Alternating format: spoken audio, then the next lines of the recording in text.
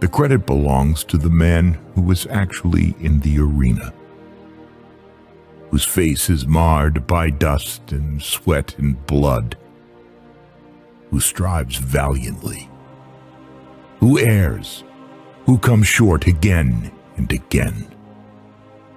Because there is no effort without error and shortcoming. But who does actually strive to do the deeds? Who knows great enthusiasms, the great devotions? Who spends himself in a worthy cause? Who, at the best, knows in the end the triumph of high achievement, and who, at the worst, if he fails, at least fails while daring greatly, so that his place shall never be with those cold and timid souls who neither know victory nor defeat.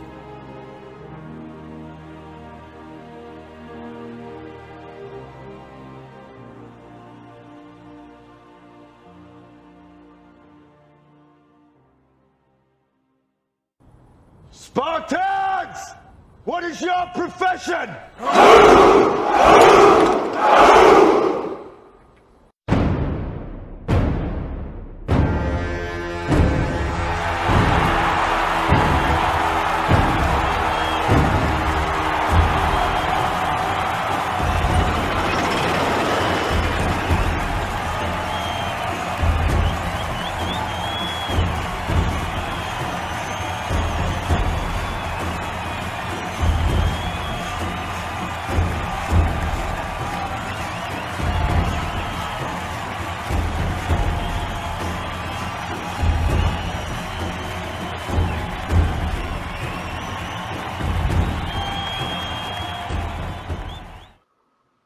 What is up? What is up? What is up? Hope everybody's doing well. Everybody's doing good. This is part of Idmore. Coming in a little late, but I'm here. We're here for the Coliseum. Hope everybody's doing well. Everybody's doing good for this Saturday. Been doing my thing at work today. Got off a little bit late. Took a nap. And here we are. So I got me some all beef natural hot dogs on the air fryer. So when I hear that ding, I'm gonna go and set them bad boys up, and that's it. Hammer, don't start that shit. If you're gonna come up here and talk, get on the fucking panel, but don't be starting that shit. Don't be adding me into no conversation about whatever the stupid shit that you be talking about. You're already starting already. Passport bros are not done.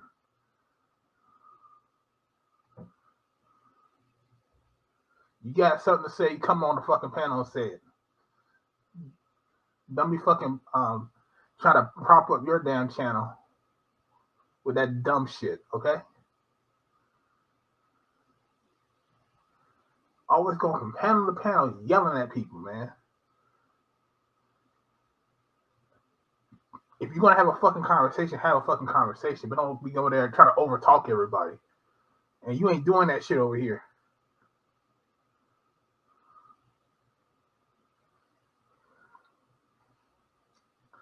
Passport bros are not done.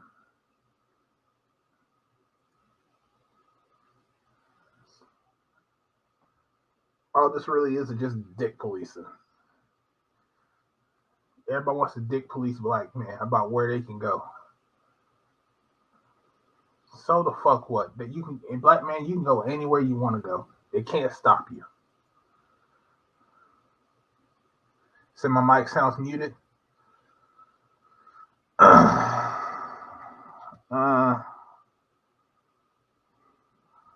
the gain up a little bit. Can you hear me now better or no?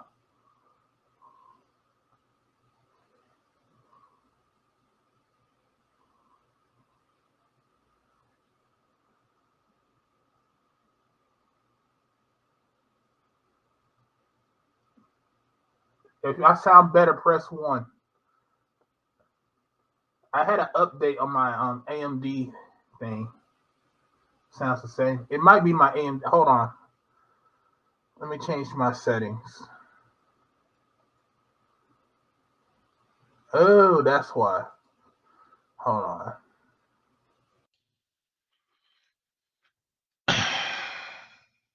There you go. All right. How about now? Just press 1 if I sound better.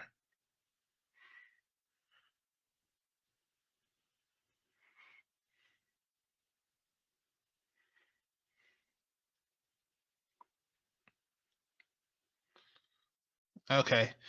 Yeah, sometimes because I got this book scanner, it's got a microphone in it. So sometimes I have to check my settings every now and again because it will default to that microphone that's on the book scanner, which is not that great. So that's all it did. I guess they must have did an update to StreamYard, and it must have kicked me back to that book scanner. But I'm good now. Okay, cool.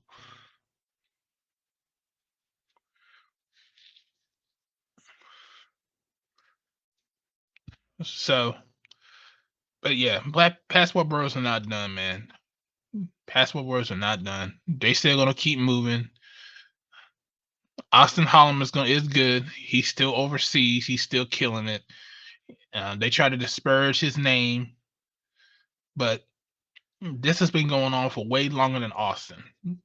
Okay, and it's gonna go on way after Austin. So this little thing that they think they did, it ain't gonna do nothing. There is a movement of black men saying we're tired of this shit. And if we can't get what we want here, we will go elsewhere. We will travel.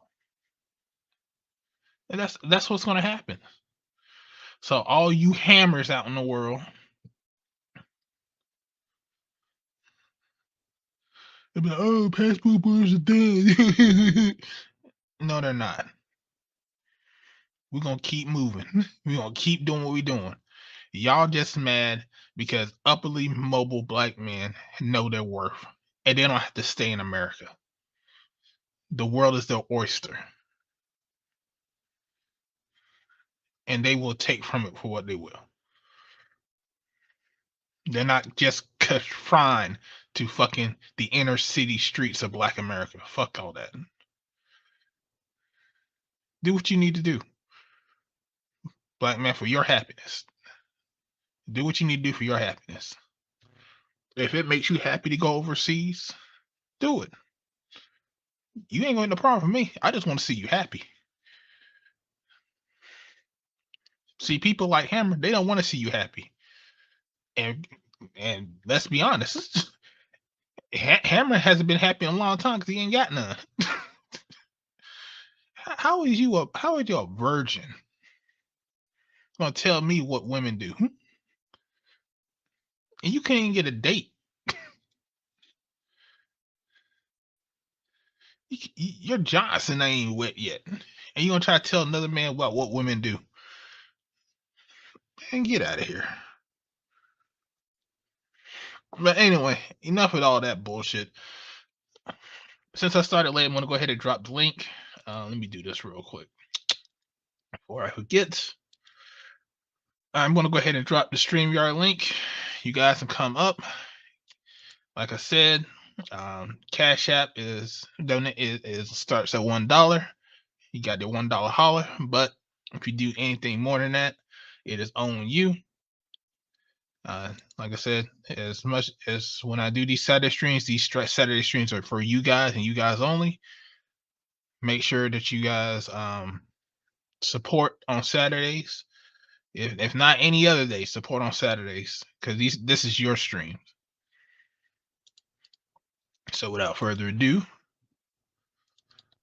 go ahead and drop this link.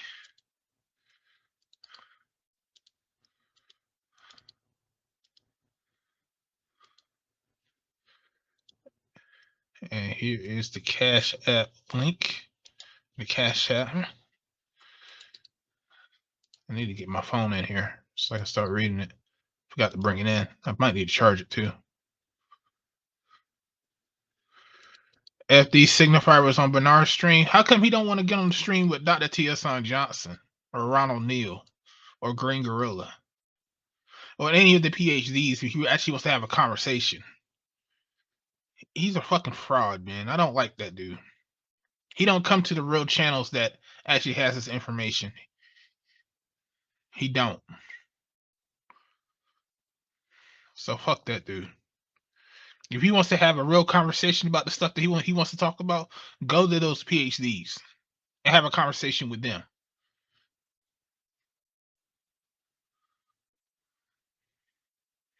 And they will tell you the underlying issue.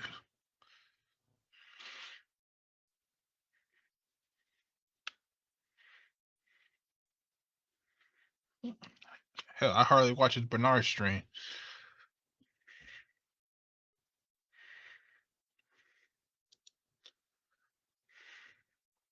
Said FD gave up on his PhD, but he still was somewhat trained in it, so he should have better.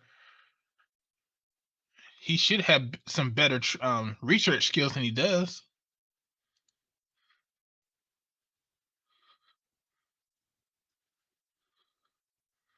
So he told Bernard he wants to have a discussion with Dr. T.S. Hey, if they do, I'm definitely watching it because that's going to be a slaughter. Hey, howdy. What's good? What's up, AL? What's good? Shit. Up here back home in my hometown, kicking it with my homeboy. I had to come down here for some nail bonding. Other than that, I'm straight. What's the latest and what's shaking? That's all good, man. You know how it is? What's going on? Watching this Madden take place. Oh, you watching them play Madden? I ain't played Madden in a minute with nobody. I've been trying to get my brother to play on the PS5, but he's always been busy. I might need to get Charles. Yeah, fours and fives can connect to one another as long as you got the latest updated Madden straight. Right.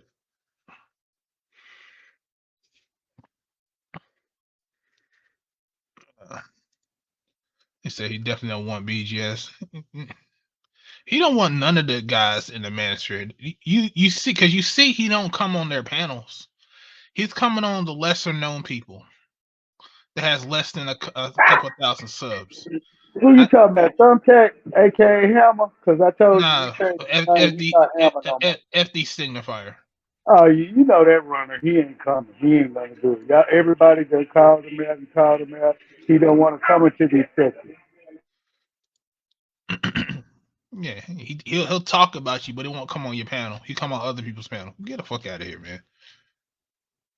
We ain't got time for that. Nobody got time for that. Yeah, if you really want to have a conversation, come out here and talk.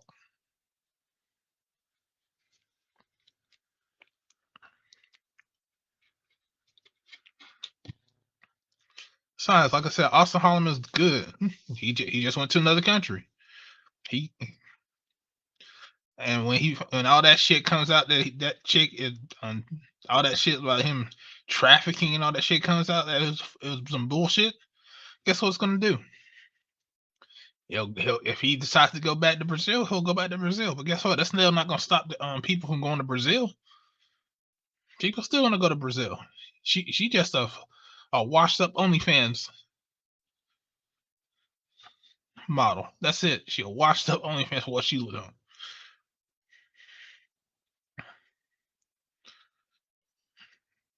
Hold on. He said he told Bernard that he wants us to come together and get hell to the fuck no. For what?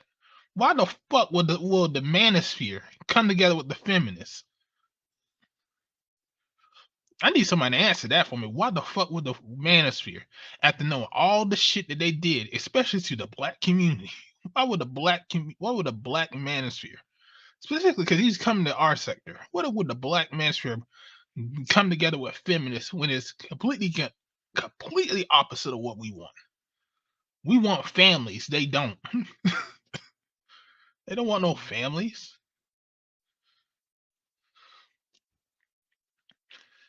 Yo, he bugging if he think that is.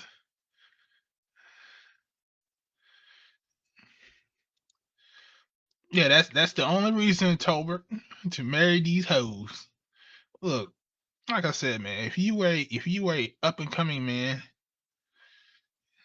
and you are doing this the thing that you need to do, you shouldn't be accepting a overweight wife. I'm sorry. You making $250,000 and then you want to come back and marry Keisha from the block that's got like 3 kids? Hell no. Fuck that. He claims patriarchy isn't the solution. Oh, come on, man.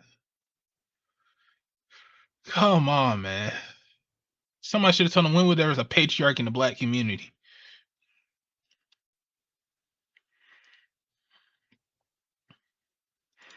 And by my count, patriarch has done extremely well for some people. You can't have a semi-egalitarian society but still have patriarchy laws in place. That's why the shit don't work, because the shit's not equal. You're saying you want a certain type of society, then you have to get rid of the laws that are still patriarchal. You know, like alimony, you have to get rid of it. How the courts are awarding the children strictly to the mother and giving them most of the visitation rights, you have to get rid of it. If you want a full egalitarian society, you have to have egalitarian rules. If you don't, shit's gonna be fucked up like it is now. And trust me, I've seen and I've read where the people that actually want an egalitarian society inside the lawmakers, they get pushed back by the feminists because they know these laws are unequal. And so they want to keep it that way. So they don't want to change. They want to keep things the same. They just want you to shut the fuck up, which we're not.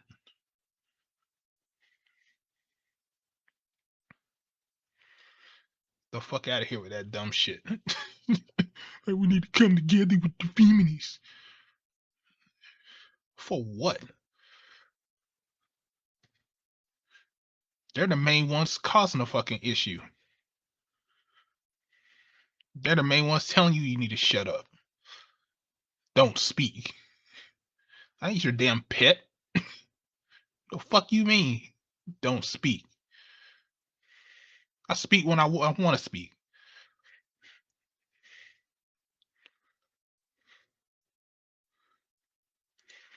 Yeah, exactly. When they talk about select the service, register for a draft, women shut up. Yeah, because they don't want to go to war. They don't want to do the same things we do. They don't. Men don't want to go to draft. But guess what? They drafted our ass, but they won't draft. They don't want to talk about drafting them.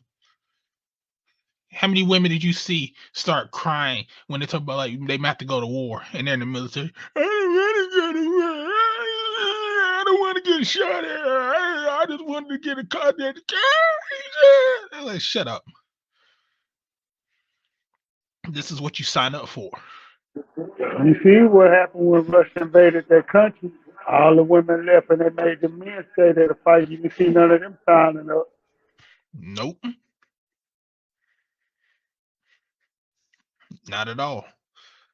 See, they want you to spill blood in their honor, but they don't want to spill no blood in yours. But yeah, they're the first ones talking about like we need to be men and women are equal.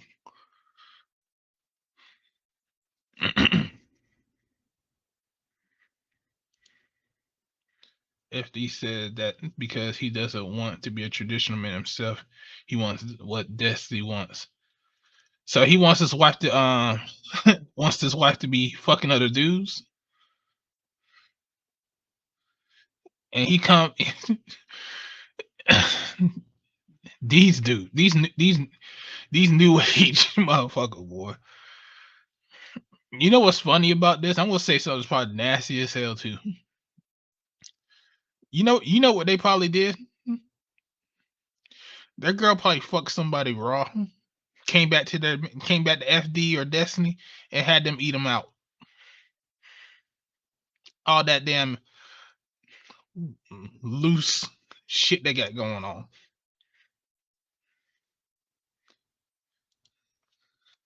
Cause there are females out there that will do that because that gives them that gives them a little kink. They'll fuck another man raw and have you eat them out. There are women that I have read and I have heard say some shit like that come out of their mouth, and they enjoy that shit.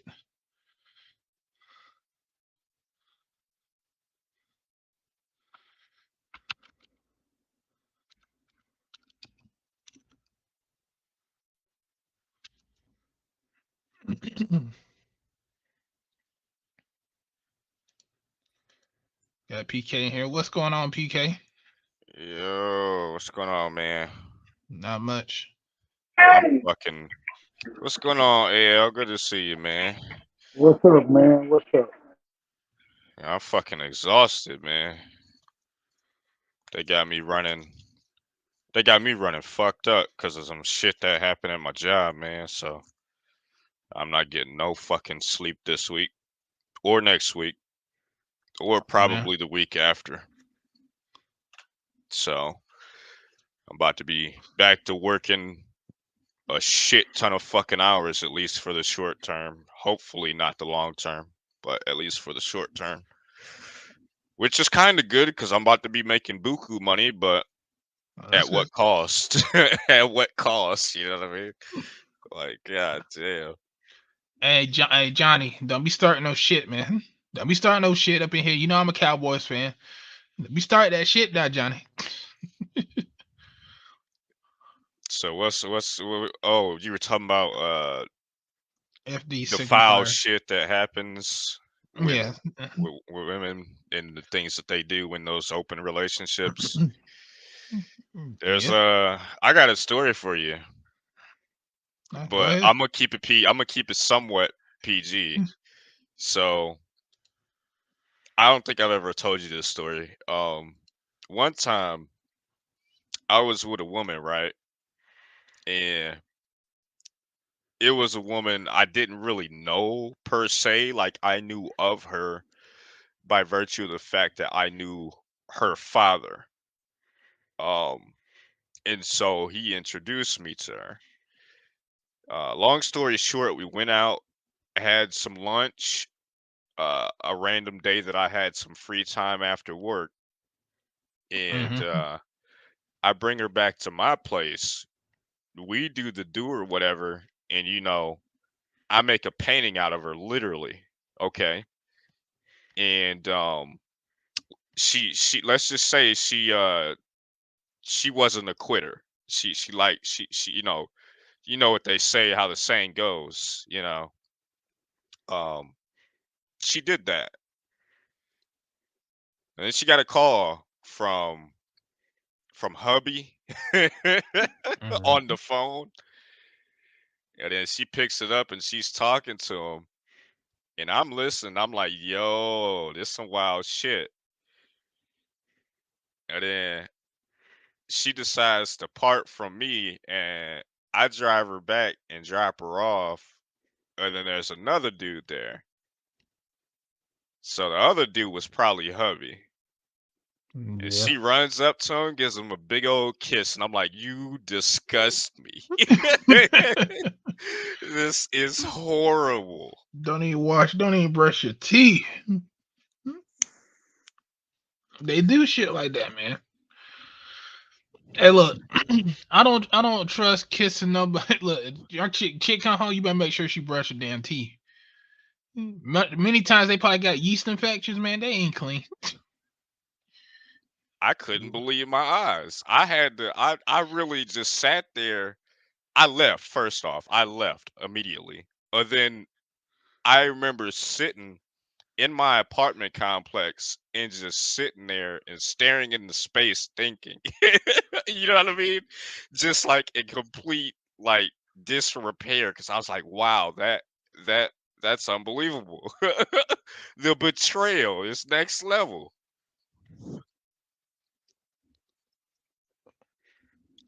And But hey, that's a look, thing that happened in life. that a lot of these chicks are foul like that, man. They have no. I've read so much shit. I was like, wow, I see so much shit in my own damn like shit. Whenever I saw like this chick at when I was working at Walmart take advantage of the dude that had Down syndrome, having him give her money and all that stuff, acting like boyfriend and girlfriend when she really didn't give a fuck about it. I was like, you are a dirty ass bitch. We all try to tell that motherfucker, but he didn't want to listen. No, she likes me. She likes me. Nah, she used that dude for so much damn money. It was fucking ridiculous. Yeah, I remember that. That ain't cool. That's actually like you are just some things I've seen and like the stories I've heard is just like a lot of women are just bad people, man. Like you're just a shit person. Like if there's a layer of hell deeper than the deepest layer, you should probably go like Hmm. no ethics. Like what values do you have to speak of that you uphold? Like who who raised you? But that's where we live, that's the world we live in today. The Just fuck, absolutely disloyal and no sort of strong values whatsoever. It's disgusting. man? What the hell? Okay, I have not been on Twitter in a minute, but there's some wild stories on my Twitter timeline.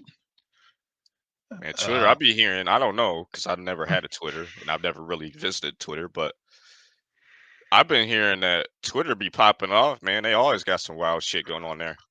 yeah, 'cause everybody can post up there any shit they can find. Like a like a gay couple in Atlanta has been charged with raping their adopted sons and also Sounds about right. pimping them out to local pedos. Sounds about right. Sounds like some shit that would go down and really all across the South. Hell, across the Midwest. I was actually expecting for something like this to happen years ago. It's surprising that it happened. It took this long for it to go down. I actually Uh, had a conversation, like, I don't know if it was back in like 2016, 17. I don't know if it was with you guys or with a friend of mine, but the conversation was kind of in the vein of, like, I'm not sure that these people should have access to children. I don't think they should, at least not for adoption. Like, probably not. Well, there's so many stories out there about problems. Like they try to push their lifestyle onto the kid when the kid doesn't, and they punish the kid because they get irate and mad. I read stories like that. This is the first time. I mean, I read stories where they were raping kids, but I never seen them talking about pimping them out to make money. Like, damn, that's horrible. And most of these probably were boys. Yeah, And it seemed yeah. like they were white boys. So, but the boys in general, this is the stuff that boys go through that no one will talk about. They'll talk about it for girls, but they won't talk about it for boys, which is a sad thing. I mean, shit. If it's happening to children, it's bad all around. I know that they don't talk about it when it comes to boys, but period. Like, I think my stopgap is, well, my barometer or bar of measurement is like, that's a kid, bro. Like, you are worse than human garbage if there's a category to put you in. You know what I mean? Yeah. So, Uh, did you see the story I sent you? um, I saw you sent me something, but I didn't really have time because I was at work.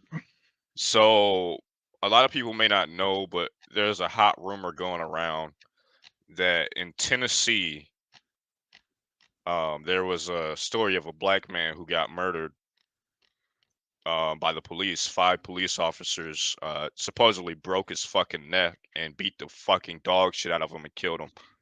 And all 5 police officers got fired. And there's been an uptick in insurance statements, buying riot insurance basically to protect their businesses, and that story should be coming out next week or so. Was it in Memphis? Yeah. Okay, I see something. It's like Memphis Police Department fired 5 officers Friday evening who were involved in an arrest that appears to have led to the death of a 29-year-old black motorist earlier this month. Yep. So supposedly that some pictures and video of that occurrence will be coming out pretty soon here. Small dude got fucking beat to shit, pounded into fucking into fucking mincemeat. Yeah, they're all 5 black police officers too. Yep. That's fucked up. Yeah, apparently we're probably gonna get some interesting story about that coming out pretty soon here, and be prepared to see that on the national news probably. That's scary. I said in Atlanta.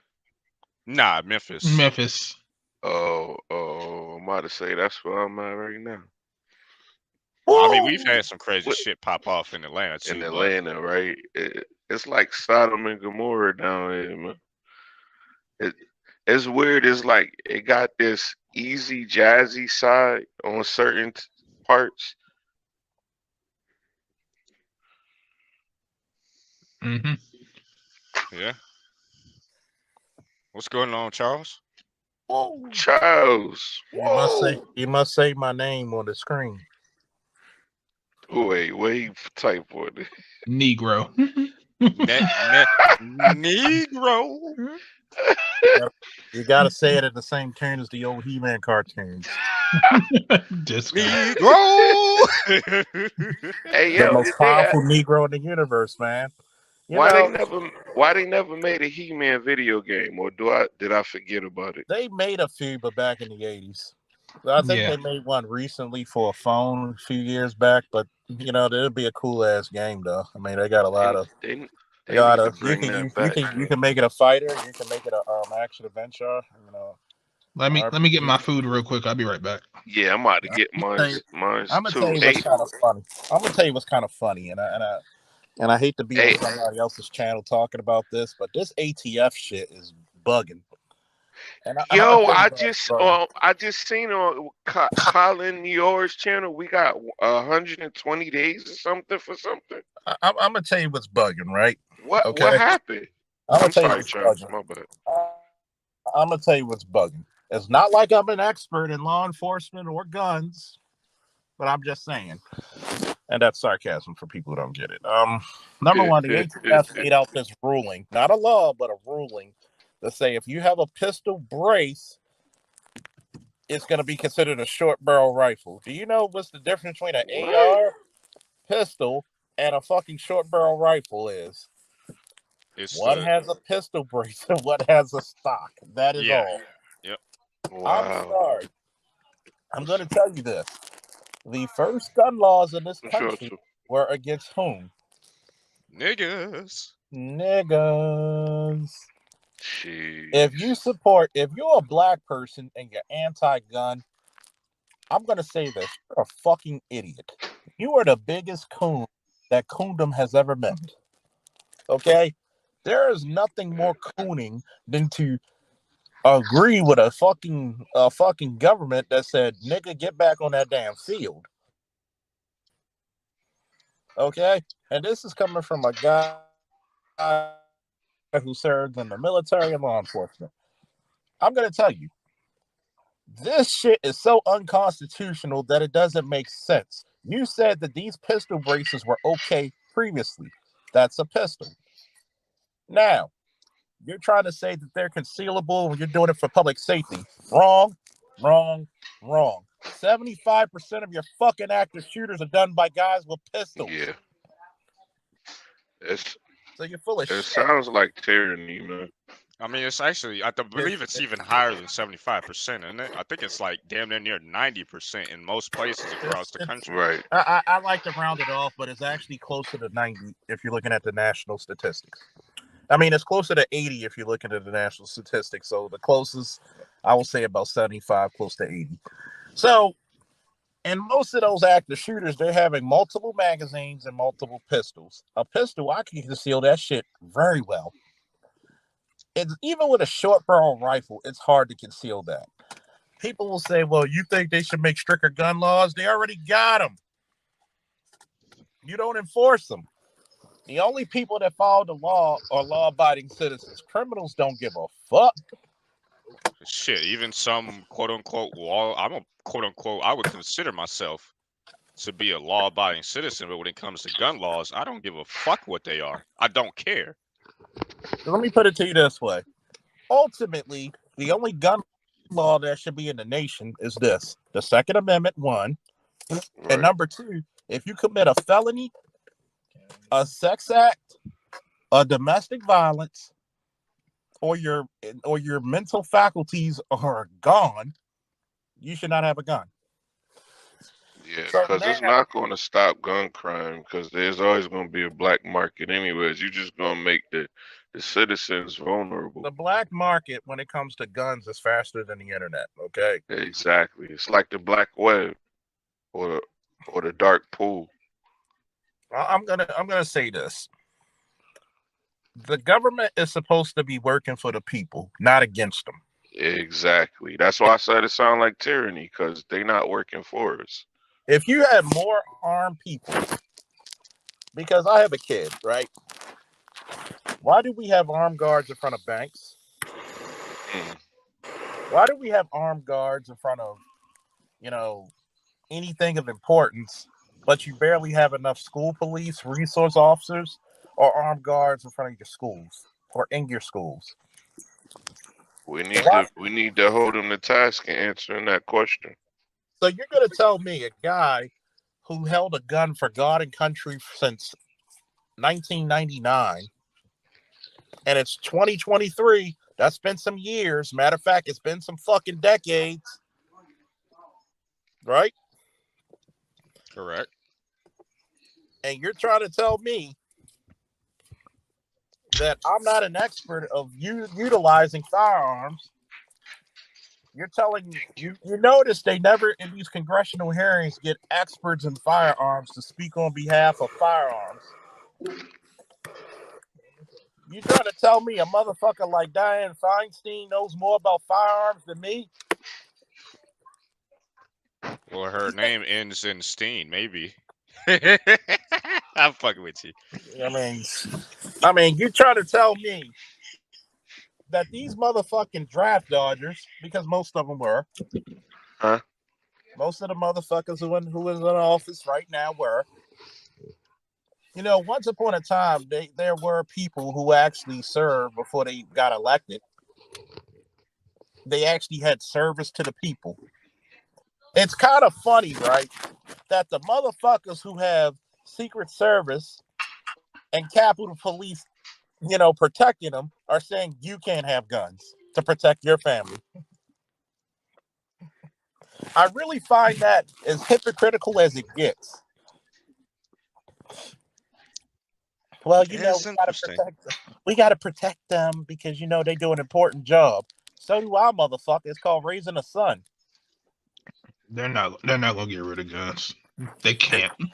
They can't, but they're gonna limit. See, the problem is, Art, it's not about getting rid of guns. It's the criminality of buying a gun. They want to put you through all these checks and balances where they're fucking illegal. Like, for example, for my suppressors, I have 2 suppressors. I had to pay $200 a piece for the ATF stamp tax, which is extortion. And go look up how much a Surefire fucking suppressor is. Ain't they like $2,000? About $1,000. Yeah, it's been a while since I've looked. They're fucking ridiculous. So here's the crazy part. Yeah, we could have. Oh, my bad. Here's the crazy part. I have a security business. You're gonna make us wait to get short barrel rifles in case we have a protection detail? You're gonna think about this. A short barrel rifle is better for people who have home protection, because they actually said one of the better weapons for home protection when they did the ballistic study was actually a 5.56, because once that 5.56 hits the sheetrock, it dissipates. So unlike a fucking shotgun where you got 200, like let me see, 2,500 feet per second with a slug, or a 9mm, which is like subsonic. I'm just confused because all these motherfuckers are just, you're not doing anything to actually penalize the criminal, but you're criminalizing the people who are the citizens. Now, I'm not telling you what to do because I'm gonna mind my business. But I'm gonna tell you what's not gonna be good is like telling the government all yours. This is the gun I want. A Vector. Yeah. The Chris Vector. It's a nice gun. It's nice. I like them. I would get them at 45 though. Yeah, I agree. Yeah, that's you nice. You ever shot one? Yes, I have. They're nice guns. They're like Cadillac. They're like Cadillac level guns. They are. They that motherfucker has virtually zero recoil. It's how the chamber. It's how the chamber is reloaded. It's Yeah. it's the way it's built, where because guns you have a muzzle rise. The chamber and also the way the pressures are formed, instead of going up and down, it goes back so you can stay on target easily. They're extremely accurate. Like if I had to go CQB, yeah, that's a motherfucker. Do you even have to do any maintenance on that fucking weapon? You have to do maintenance on any weapon. Yeah. Like what sort of maintenance are you doing on a Chris Vector? The bitch is made virtually out of basically plastic. Well, you gotta oil it eventually. You gotta keep it oiled. You want to wipe down. There's carbon buildup in it, so you just want to make sure you have not a lot of carbon buildup. Make sure the springs, everything, the barrel's clear. You want to oil it just enough, not too much. Right. But it's check the springs. But I'm not an expert. Yeah, I don't know. That's why I asked. If a gun costs $2,000, it better be reliable. I haven't heard anybody say this gun ain't reliable. I don't know. Nah, there's expensive guns that's not necessarily reliable. It's expensive, so it's I mean, you can find it cheaper than that. Hit me up, Art. But anyway, but it's funny because when I look at these guns, I don't, especially for black men, I'm gonna look at you funny if you don't own a gun, unless you physically or mentally can't handle one. Then I understand. Right. But that was the reason why they had a pistol brace. So if you had no arm, they had the reason why you even have. Do you know the reason why they invented the pistol brace? Because there were veterans coming home from Iraq who still wanted to, enjoy their firearms activities, go to the range. Because, believe it or not, going to the range is a great stress reliever. And it helps a lot of veterans who go through PTSD and depression relieve a lot of stress. So, there were some unfortunate souls who lost their other limb. And the pistol brace would strap onto your forearm so you could stabilize the rifle or the pistol, quote unquote, better. So if you're gonna make this illegal, what does that do to those handicapped folks? Sounds like they get to get fucked. And here it is, right? Because you wanna get money, you wanna regulate these, like, you're not making sense. Because it's like bitch babble. Once you make sense, they always want to try to no. Let's go to the statistics. We're going by your FBI statistics, who every law enforcement agency has to give statistics to them each and every year, damn near almost each and every month. So they got to come up there and they got to say, hey, how many active shooters do we have? Because you need one or more people shot at it. Let me see, about 3 people at least shot to call it an active shooter. And when they found it out that overwhelming majority are handguns, what the fuck is that? The math ain't mathing, man. Yeah. Short. Yeah, I heard they passed the law in Illinois as well. The same law. So I don't know how true or false that is. What's the question that Aquateki had in the chat? Legit question for Charles Faulkner Jr. Are these I'm getting a delay. Guns for people with sensitive ears? Let me see. I'm going to be honest with you. There's hardly any gun for sensitive ears. Get some hearing protection. Don't go cheap on it. Every gun is made to go boom. I mean, you could put a suppressor on it, or it. So I would either, if you really have sensitive ears, put the little foam inserts in, and then put some ear covers, some ear protection over that. And there you go.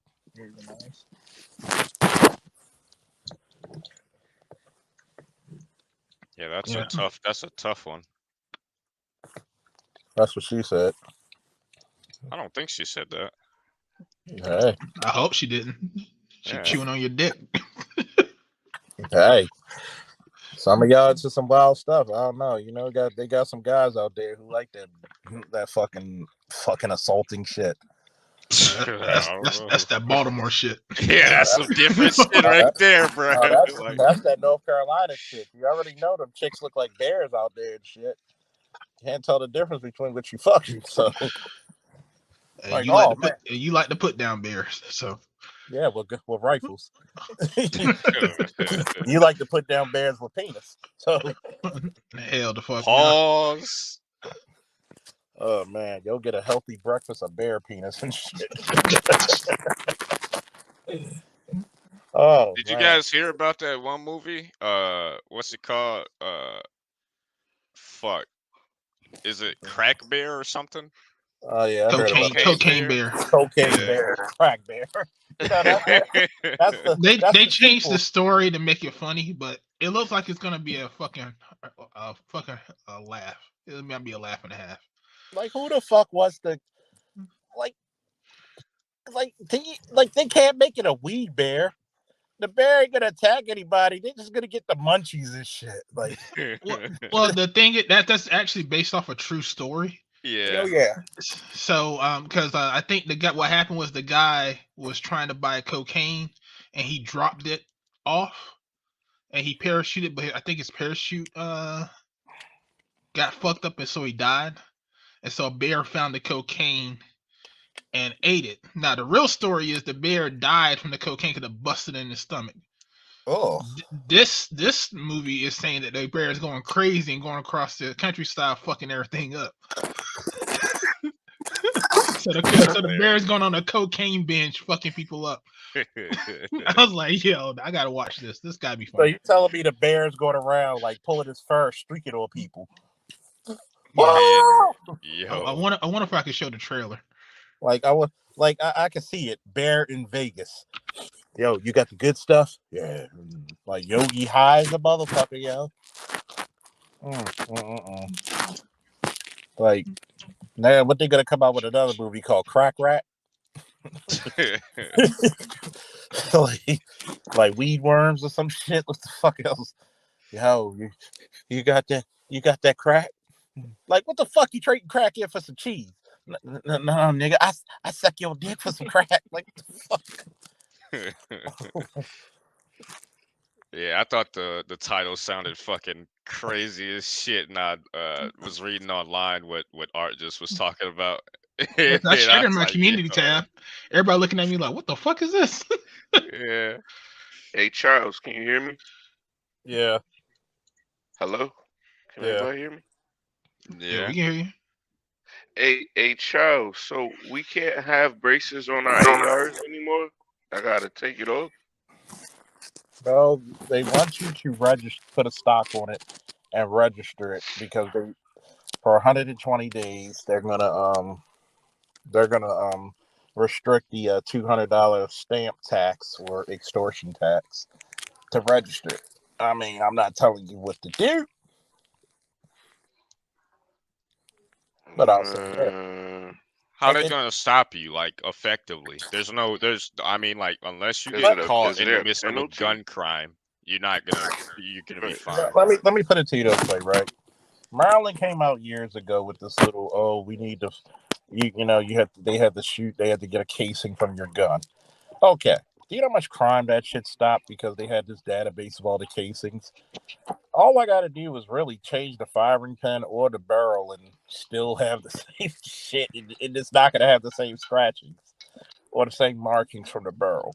So it was a useless thing. And then guess what? They stopped the database anyway because that shit is expensive. You literally have enough guns for put it to you this way. The population of America is roughly about 350 million. Yeah. Yep. You literally have almost enough guns to give each person 2 guns. Yeah. Sure, more than that, I think. That we know of. Just like they put this ghost gun shit. Okay. What the fuck? Who the fuck got a 3D printer or a forge in their back to fucking make a gun? It's rare. Most of those guns are coming from out of the country and being smuggled in. Most of the guns are made in those little hut forges, next to the cocaine plants where the bears are fucking infiltrating. Yeah, the country boys doing that. Yeah, out there with the cocaine bears. Yeah, it's rare. It's cocaine super rare. That's how they test. That's how they test if they got good product. Yeah, fair use. Cocaine bear trailer. Oh yeah, this is from the makers of sexual assault deer. Medic! Oh Jesus! Oh come on! I'm having internet trouble now. Oh no! What is that?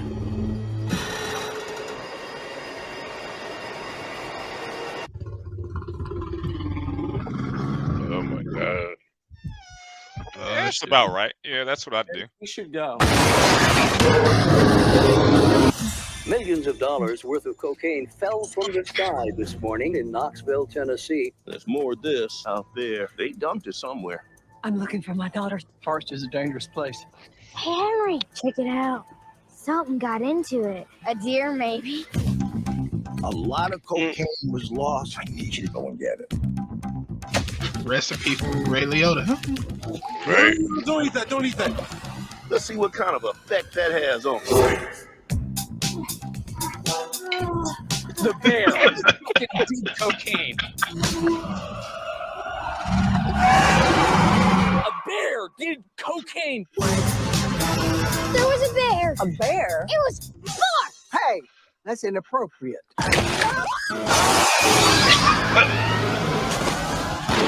You're safe. Bears can't climb trees. Of course they can. Yes, they can. Yes, they can. I know, really. Faster than us. Better than us. Better than you. Way better than us. Bears can climb trees and swim. Oh shit! And they can swim. Covered in cocaine.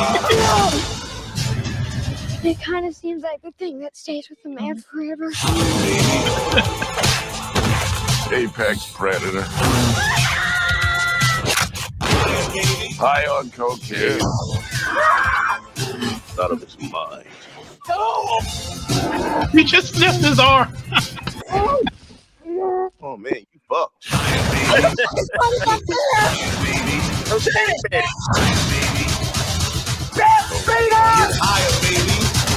And they run faster than us.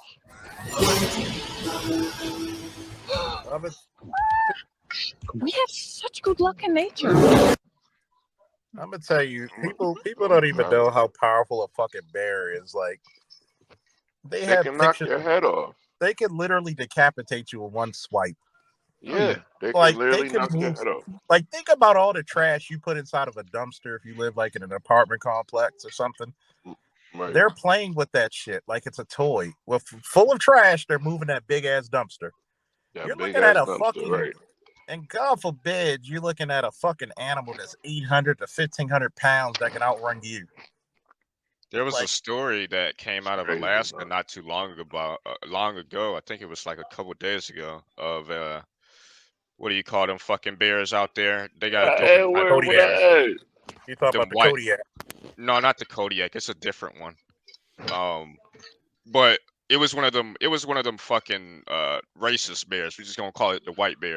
And it went out there and it fucked The up white this bear. family. Yeah, it fucked up. It fucked up like a mom and her son or something. Well, that's killed 'em. racist. Do you mean the polar bear But it- or Yeah, polar bear, the white bear. You know, the A polar white bear. polar bear. that do sound like a white tattoo? Hey, don't what up? Hey. And polar bears are actually known to be amongst the strongest and most violent bears, by the way. They're the most They're the most savage ones. You Yeah, ask the black bear, you gotta actually piss it off, like per usual. You know. me. Yeah, brown bear Eskimos and polars feed are savages. Eskimos feed their old folks to the polar bears. Actually. No, they don't. For real. Yeah, they do. Like, yeah. Bruh. Yeah, and that saves some funeral costs. you got to think about it. Polar bears are the only bears. Polar bears are the only bears that will actively hunt. That's really messed up. They will actively hunt humans. Jamie. There was a story of They a will submarine that got actively trapped. hunt humans. Like, you got to think about it. There was a story a while ago. This was a long time ago, back in like the 60s or 70s, of a ship that was going out there for, I think it was surveying or some shit. I can't remember. And there was a bunch of people who basically got trapped on the ship out there somewhere close to where there were polar bears. And essentially what ended up happening is they had the story of where like half the crew got fucking killed by the fucking polar bear. No, I saw that on TikTok. No. They Yeah, I said heard something like what that. happened is the polar bear, because they were on like what's called like ice islands, you know, which is like, you know, think of it like maybe like 20 feet, 30 feet, something like that. And then the polar bear saw him and was like, what the fuck is that? And the polar bear came, just took one motherfucker, and literally the polar bear was eating them right there. Not right there, but like swum them on another island.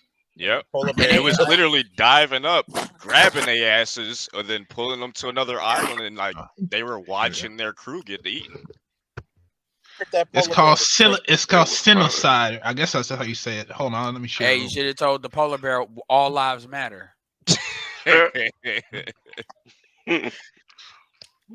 Yeah, polar bears Says dangerous the as killing fuck. of old people. And then the polar bear would have said all glaciers matter too. And You know, when he wipes his lips from being red. Yeah, it said the last reported case of this was in 1939, but the custom was a rarity long before that. In a case, a common perception of taking Granny out to nearest ice float or flowway and then setting her to adrift. Yeah, so this is what they did.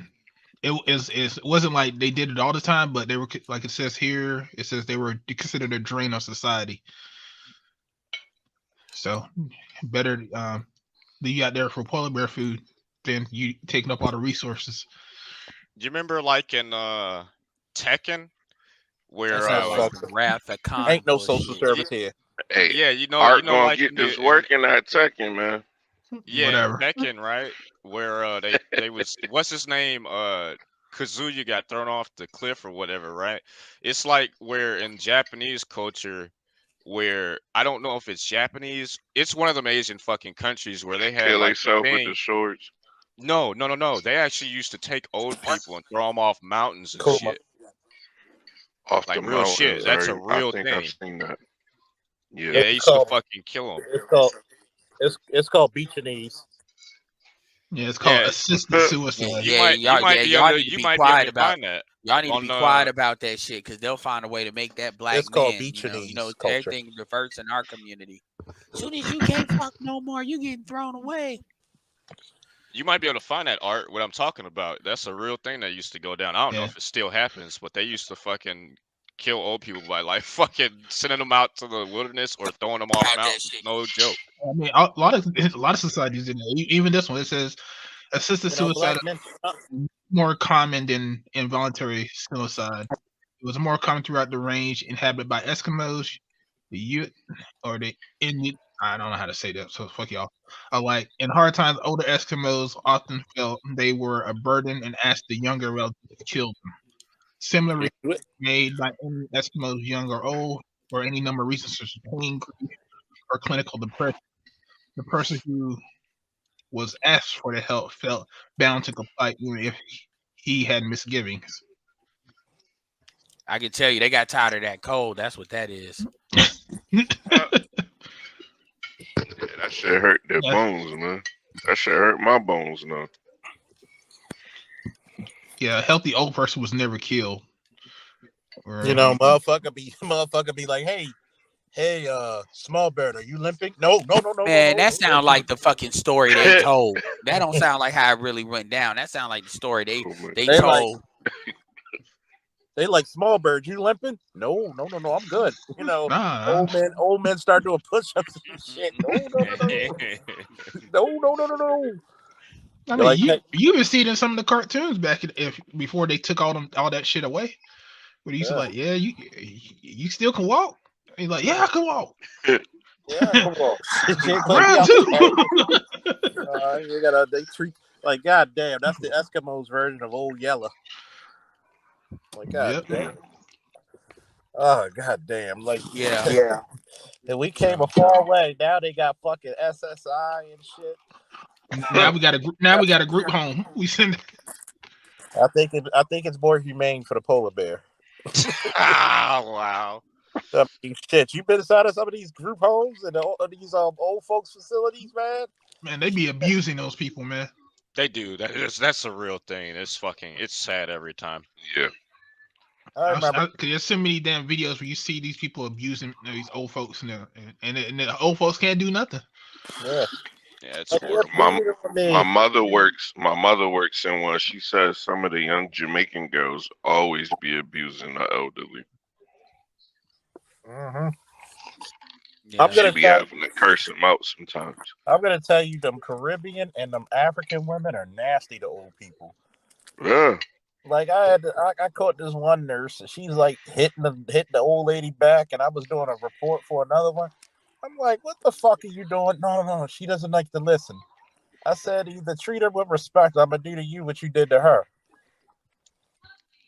I came back, I walked away, and had to arrest her for assaulting that old lady. I don't know why it's so funny to me, but it is. He said, "Here go, Charles, you stupid bitch. Now I gotta do more paperwork." Sometimes paperwork is worth it for the right asshole. Oh shit! Like some people, I feel bad for them. Like, you don't beat up the people, and see, you gotta think. Like black people may think we're fucked up, but at least we still respect our elders. God damn. Yeah, for sure. For the most part, you respect for the most female part. elders, the female elders. There you go, Charles. Get your Blade statue 1/3 scale. Hey, some dude is taking up Marvel movies, and then he's saying, "Wish you had this movie or wish you had that movie," and basically he did the Blade thing, with the how the introduction to the Marvel in the movies. I was like, yeah, we need that movie, man. But with Wesley Snipes. With Wesley Snipes. It does have a price. They're working on it. It's supposed to be coming out. Oh man. Yeah, I'm gonna tell you what. I'm scared of these next Marvel movies because, first of all, the Marvels, as much as I like looking at Monica Rambeau, shit, they've been infiltrated. She need to stop with the pregnant pictures, though. We get it. Yeah, I think she's pregnant. She's pregnant. Who's pregnant? Too bad it wasn't. Does she know that? Tiana Paris. Oh yeah, no, he's in. Not only that, she's in the picture. She's in.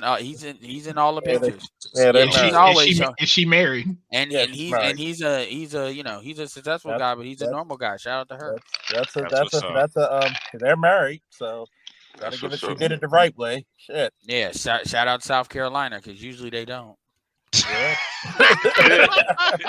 They don't, man. They don't. Ed know. I know what Ed talking about. They don't. I just realized the problem is there's a lot of ass. There's a lot of ass in South Carolina. Yeah, but you catch them past 20, they got a kid. Yeah, just don't go to that one certain town. You might catch your bug. That you I went to Columbia. Yeah, but no, I don't know.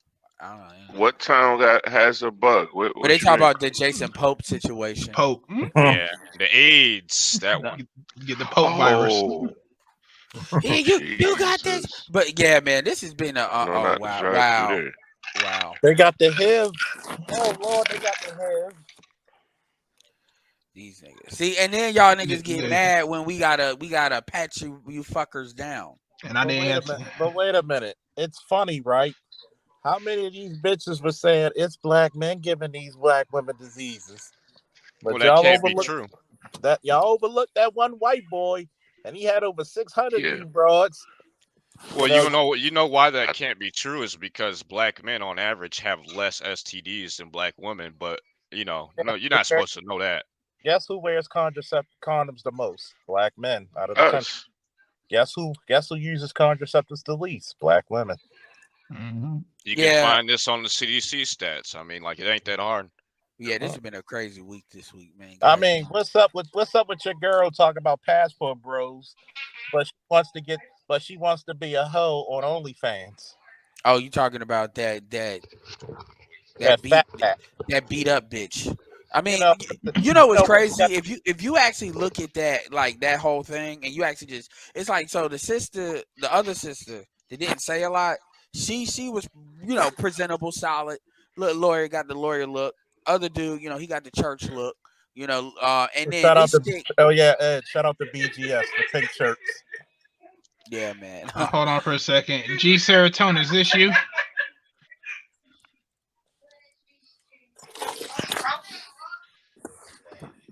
G, if it's not, you got that's me. It's me. How you doing? Yeah, I already got damn trolls already. Oh yeah, no, I ain't no troll. How do y'all get so many trolls, man? God, I have no fucking idea, man. How the brothers doing tonight? How you doing tonight, Art? I'm doing good. The trolls got passports. What's up, AL? What's up, PK? What's going on, it was probably Hammer enjoying himself. What's up, Charles? How you doing, Edward? Well, with a name like Hammer, you definitely know how to beat it, right? Every time Hammer come on, he start playing that song if it wasn't copywritten. Damn it, man. I've been missing you, Edward, man. God damn. Hammer needs an instruction manual for one that. at a time, guys. One at a time. Nigga, I've been going through it. But yeah, man, these shit. I ain't going through it like. Oh, shout out to Austin, man. He did a good job with that interview. He really did. Yeah. He really could have gone worse if he had gotten a real dickhead interviewer. Yeah, and I do, even though that dude's an asshole, I do give him that credit. But I'm gonna keep it real. It could have been worse. But I'm gonna keep it real. I personally think that he didn't think he would be. Wow, this is a well-spoken motherfucker. Shit, I should have had a chick interview him to have that combativeness. Because he the one that recruited that dumb bitch, that OnlyFans bitch. Talk about, I was in a two-parent household with love, but you didn't replicate, as BGS said, you didn't replicate that shit. You're a two-time baby mama, and you got an OnlyFans account. I got my son a passport. He gonna need it because he's gonna need to get away from you. Who found her page? And not only that, she also got a whole stack of meat on her elbow. Big facts. Yeah. But who found out she had a page? You know how it is. Somebody. I think, shout out to that Congolese dude, YouTuber, because he's been doing a good job, like doing comparisons, doing receipts, doing really good stuff. I mean, the irony and the hypocrisy is just palpable. Like, how the fuck you gonna bring a motherfucking OnlyFans model? Like, she's a sex worker, and you got the nerve to speak on sex tourists. But that's the black community, and he recruited her. He went and got her because she said it. She said, "Yo, I didn't know nothing about this. You went and told me you need to see this. I just got my son a passport." So now she gonna take that shit back. Why you take it? Because you ain't getting with them white women. Yeah. Yeah, for me, it's like the unmitigated fucking gall to do some shit like that says a lot. It says a lot. We're in a gynocracy. I'm always gonna come back to that. Niggas be like, that's because that's why that's the only way that shit can make sense. Yeah, that's the the real interesting thing is that nobody would know that unless we, the people here, didn't look into it. You know what I mean? Like, people did the research and actually pulled some receipts to see like who this is. Yeah, and that's Otherwise, people wouldn't know. and that's really all you got to do, man. With all these chicks, like we have really left them alone for the most part. Generally, when they really get put out there, it's other women that did it. Thank Like you. when Karen got put out there with her daughter having an OnlyFans page, her That was first the women child. that did that. Yeah, it's always them. When we got the confirmation that Cynthia G got a kid, when they was lying, that was Paris that put that out there. Like, yeah, they, Paris is a single mother. They be snitching on each other. They really do. And that damn Karis and shit, we stayed quiet on that shit. We just talked about it in the background. We didn't put it out there. No, we don't. And the thing is, it's like y'all don't really want us really, doing that shit because we don't have to dox you. Like technically, like I don't gotta dox you. I can just pull Google up and be like, what's her name? Poet. It's like y'all gonna stop thinking y'all can just. I think they forget we got researchers and resources on our side too. What they do is they want to play this "I dare you" bullshit. That's what they want to do. They want to dare you to do something, and then they could act like they being harassed. And like I said, I'll give Austin a lot of credit too by saying that he held his own. He wants an apology. Yeah, whether he get it, we'll see. But I mean, I mean, maybe this is due to his age, or maybe his financial stability, or maybe it could be any number of reasons why he said that, or maybe he has something brewing in the background. Only God knows, right? But man, if it were me, I'm not looking for no motherfucking apology until after I get some money out of you. I'm gonna hurt you. You gotta get hurt. And I don't mean that. I don't mean that in the physical sense, but I mean that in the financial sense, because what took place there, there are legal ramifications for what she did. You get what I'm saying? With the sex traffic, even and once they start, like there is, and even BMO, Black Men's Option, said they talked to him about getting a lawyer, and he didn't want to do it because they said these Brazilians do not like litigation. They don't. Oh, so that mess it up for everybody. They are particularly well. Remember, she's in the same thing that was her advantage could be the same thing that works against her, which is she's in a news organization. So she's in like one of these bullshit ass organizations. So was she working in the mailroom? I don't. Well, something was probably whatever, man. I don't know. But what I do know is if she start costing them money, that's a different situation. Right. I think that obviously your employer obviously knows, and they had a hand in it. I believe she works for Fox, right? I don't know. I don't know if she works for. Are you talking about the chick? Okay, so we're talking two different people: the original Brazilian, and then the new chick. So I'm I don't talking about know the original. I don't know if she works for Fox. I mean, I don't know, but I don't know. But my thing is, I told people on Culture Clinician shit. This ain't the apocalypse was worse than this. Like it was more widespread, and 2.0 was unofficially born in the apocalypse. When that happened. So the reality is, people know what Passport Bros is. Dudes are gonna look at it. You already got dudes buying their kids, passports. So this idea, like women can get mad, hoes mad, news, they can get mad, but that's all they're gonna get. All this anger, y'all yelling, screaming, crying. Y'all act like, oh, great, GR. Like that's not gonna stop nothing. It's not, because all that's gonna do now is folks are gonna start digging and then start showing that y'all. I'm telling you, black women black women sex tour at 3 times the rate of black men. At least they've been doing it. Yeah, you got planes. Like dude was just saying, a whole plane is full of African American women.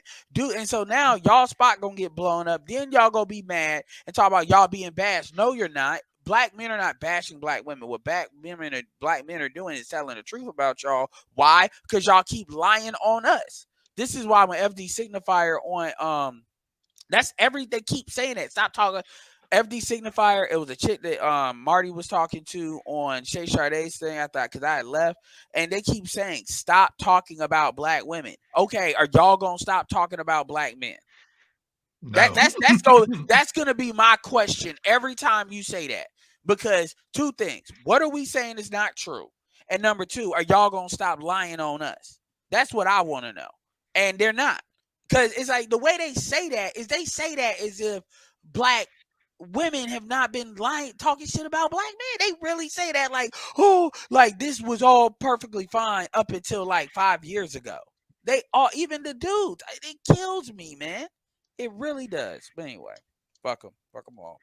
It sounds about right. If they think they mad now, wait till the end of the year. Because, like I said, Kevin passing is the worst thing that happened to you. Because that was the last motherfucker right there.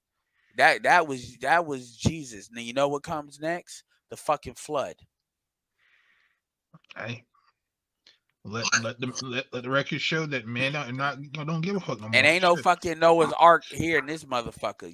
If you think you're lonely now, bitch, you better get a dyke, girl.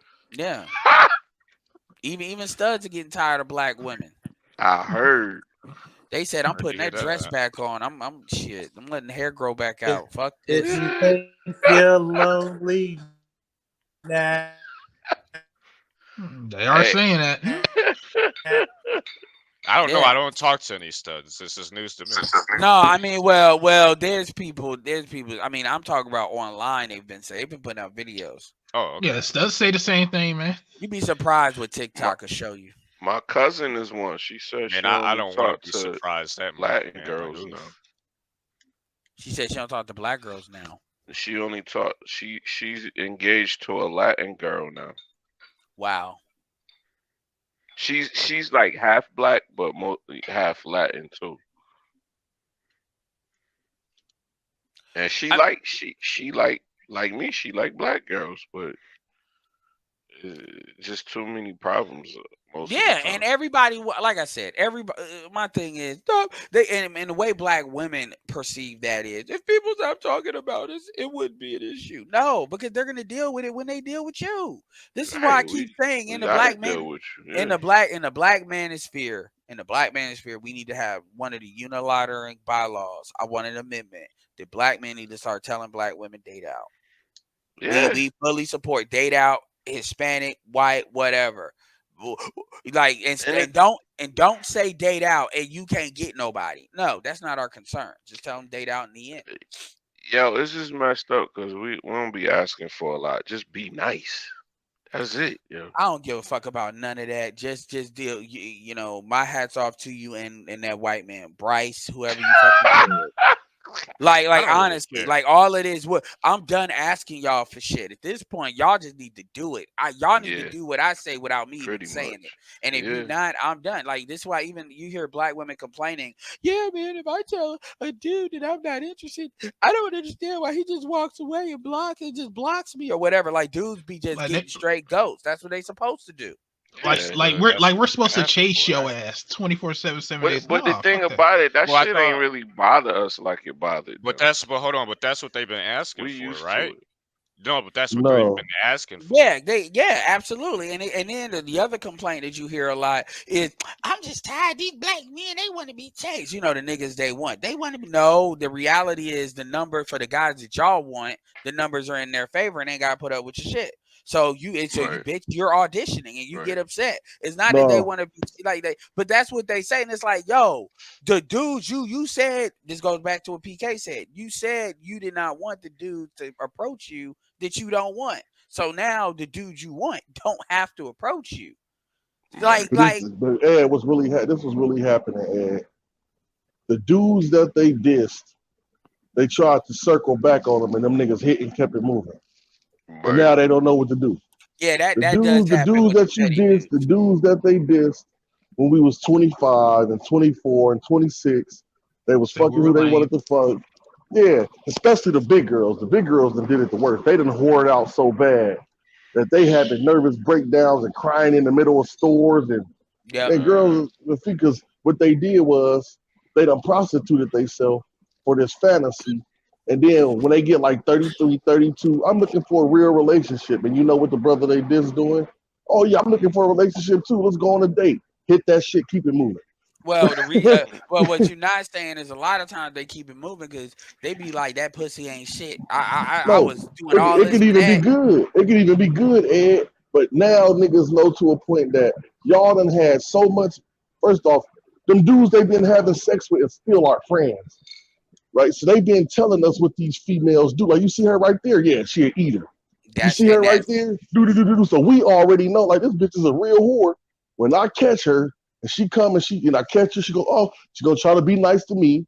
If she act like she want any smoke, I'm gonna hit that shit and get on about my business. And what they never anticipated is dudes may not be like snitching on the chick specifically, you know, but what they'll do is dudes will tell stories about a situation. You don't know particulars. Now it depends on the situation, right? But you don't know particulars. I'm talking in this space. You don't know particulars, but like for instance, cousins he thought you don't know the chicks he talking about, but this is the stuff. But you know that same thing with DC and everybody's been in that. It depends. A lot of more dudes have been in that situation than what people think. I've seen the bullshit from women. I've seen it. I'd be like, damn, you really doing that, man? I'm not about to get shot by these motherfuckers. Let's tell the truth. Let's tell the truth. A lot of these broads got more training, you know. Damn, you Borgin, Charles, you Borgin. See, when you talking about black women, they're killing your mic. Well, that's what it I is, know. though, Ed. I know. Charles I'm gonna is say right. it again. Do you hear? Throw your mic off a mountain, Charles. As the truth is, most of the damn, Charles. Nah, I'm inside this building, but I'm gonna say this: most of these chicks out here got more trains than Amtrak ran on them. So it's you'd be surprised how many of these nasty bitches have like all this stuff done to them, and now a lot of it is being video recorded. I want to. Charles is at Guantanamo Bay. For real. They got this nigga locked away. But no, he right. Charles is right though. Basically, I know he right. Charles is they a done black. got they done got fucked. They done fucked all the select males that they can. All the 6'3". Oh, he's so sexy. This nigga got dreads, girl. All that. They done did all of that. And now they hit their 30s. They hit 29, 32. I'm looking for a real relationship. I'll fuck with this 5'10" dude I used to only mess with. And the 5'10" nigga don't want him no more either. We just want the freak shit. We just want the freak shit that you did to that nigga. Just do that to me and go on about your business. Black and one thing we got black women ain't got those kind of like black women like the way these. First of all, it ain't even enough sex. Here's the thing that we need to really tell the fucking truth about this. If a black man fucked a different, if every black man fucked like a different bitch like every 3 or 4 days, it's not enough. It's not enough 6 foot niggas. It's not about him being 6 foot. It's about him being select. I understand that. It's a select team. They fucking the niggas they think pretty. Yes, I understand that. But the thing is, it's this idea that these chicks have a whole buffet of these type of motherfuckers to pull from. That's why they be dealing with white boys. And I hear what you're saying. You're right. The main point you're correct on. The main point is they do all this bullshit and now they want to go to what I call the fucking used car market. And then they upset. This is why these chicks are getting so aggressive about the passport situation. This is why they don't like Austin. Because Austin's a representation of a dude potentially they would already want leaving. Yeah. So if them niggas are leaving, they know they fucking in trouble. So this is why you got these chicks trying to call shit sex. Basically, you know how women are. Women are going to say anything they need to say to get attention and they get an outcome. They don't care if that shit is a lie or not. You know what Austin Holloman is? He's the guy that in their 30s they'll settle for. Just so they can have somebody. No. Austin's the guy they would deal with on the first round. Nah, I don't think so. I mean, Austin, the barber, got tattoos. Like, I know the barber gang, they be getting it in, man, for real. Like because barbers are very social. They develop their social skills because they have to, because they talking to people all day. Austin, I'm gonna put it this way: Austin has a similar problem to me insofar as it's not about getting the women themselves. You can deal with them. It's about the quality of the woman. Their quality isn't generally very high, and he has a particular expectation of what a woman is supposed to be. Yeah. And so he isn't going to put up with the bullshit. Yeah, and I'm telling you, that's why these women are getting so angry at him. you know, versus other dudes like a Yes Jonas and shit like that, because he breaks that narrative. That's why this shit is, because remember, before he really started talking shit, the Passport Bros was a thing, but it was kind of on the same, you know, pathway as like SYSBM.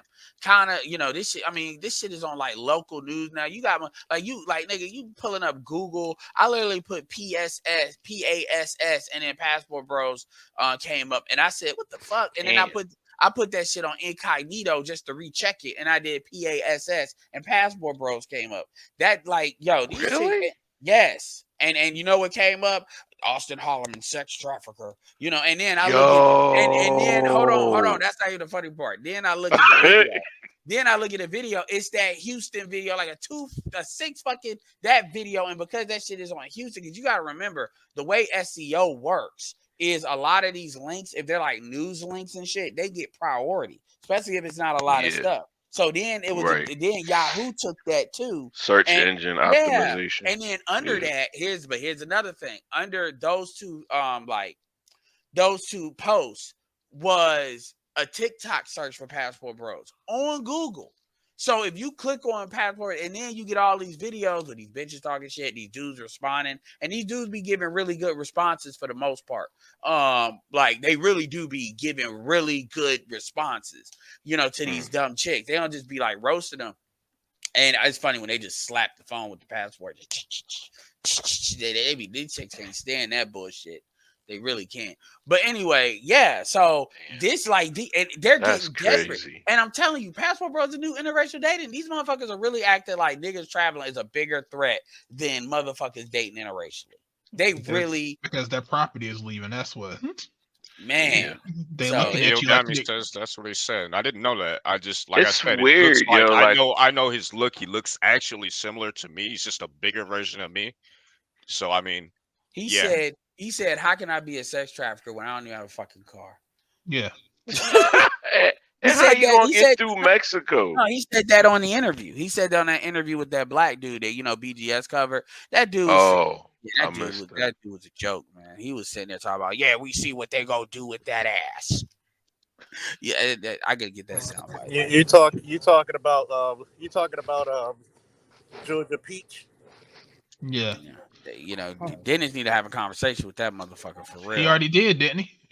He spoke on it. I don't know. I saw he did. No, I'm talking about he's talked to Dennis before though. Yeah, but I'm talking about that bullshit, because it's like you didn't, because Dennis said it on his Instagram he wasn't invited. So he purposely got those two folks, and then it must have been he may have reached out. I'm telling you, he probably reached out to Austin thinking Austin wouldn't talk to him. Like, and he said, yeah, we tried to reach out for Austin, but Austin didn't want to say shit. Do you know how they say from the same town, right? No, Austin's Dallas. Oh, my bad. Houston. No, ain't. I mean, it's Texas shit. But yeah, he probably didn't think Austin would actually say shit, because, you know, he's in Thailand. It was funny because you ask him, oh, well, you know, you had to just leave, right? So you're in Thailand? He said, no, I was going to go to Thailand already. It's just, I got 12 countries I'm going to go to. It's just, I just went early because it got hot, you know?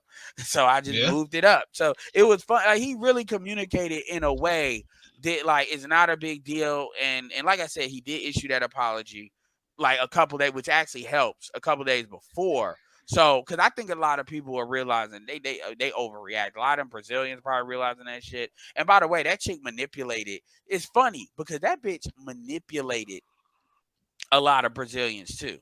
They did. And the last thing I'm gonna say is I looked at a little bit of that Tanya TKO interview, because I downloaded the video in case they got rid of it, because I heard that they were fucking up at the end. Yo, when they started talking about colorism, that dude fucked up so bad. That dude literally said, because they were talking about, like, you know, you don't get with a darker person than you in Brazil. You know, they trying to charge it up to culture, right? And Tanya, they didn't expect Tanya to ask her a question. Now, let's be very clear. I do not like Tanya TKO. So let's establish that. But she asked him a couple things. Have you ever called out a white man for the same stuff you call out Austin? And they started speaking Portuguese a little bit too long. I'm like, nah, y'all are, because she can't speak English, but he can. And I was like, nah, y'all sound like y'all planning. And then they acted like they told a story like they didn't answer the question. Then she asked them again. Then they told another story. Then she asked them a third time. And then she finally said that, oh, she's called out white men about blackface. And then Tanya kind of let it go. But the answer is no. Then the other thing. I wanna throw this out here, Ed. I watched the video because you posted it. Fuck you, I hate you. But anyway, and yeah, because you fucking up my feed, motherfucker, putting all this garbage in there. But anyway, what? I'm putting all the shit I share is on my community. I hate you. I hate you. But anyway, so I watched the video, and I would say that a lot of people are going to look at this, and one thing that was extremely interesting to me is that none of the questions that Tanya asked, there were no actual straight answers that the woman provided. There weren't at any point. So I don't think that people are going to take what she, at least the people who have a brain, take what she had to say seriously at this point, because she isn't. She's playing a game, and it's clear. It's very clear. Well, the difference is in Brazil, she's being pushed. She's kind of like, I don't want to say exactly like Stacey Abrams, but there's people behind her. So that's what that is. But the thing is, you can establish that, number one, like, because when he was like, you know, he didn't date, like, she's pretty much the darkest chick he's dated. And other than that, he said straight up, I dated white women. So you didn't date anybody of your complexion. Now, he's not the darkest person, you know, by like African American standards at all. He said, no, I dated white women. And you already know that's not a good look on Tanya TKO shit, because, you know, they talk about color even though it's not a mainstay. And it got to the point where the chat was even telling them to talk about Austin again. They didn't want to hear this. And it's like, why? Because, I mean, these are not hard questions if you're actually any kind of sincere about anything you're talking about. And it's very clear, and shout out to the Congolese dude, because he's also established she ain't got nothing to say about white dudes, no matter what they do, Europeans or American. So understand that folks are gonna build a case around her for real, and she needs to stop talking, because the way Austin makes it sound like it's not. He left Brazil early to go to Thailand, but it's not. He may go back. He said, and then he said if he doesn't F it, he'll go somewhere else. Like it wasn't a big deal, but he may go back. And then don't get me started with Jason Black and his bullshit. Jason Black don't like. Ever since Austin asked him about not showing his face, that motherfucker. I'm like, nigga, you're beating up a 23-year-old. You're really like, do you understand how fucking weak and pathetic that shit looks? Well, that would have to imply that he actually has a point.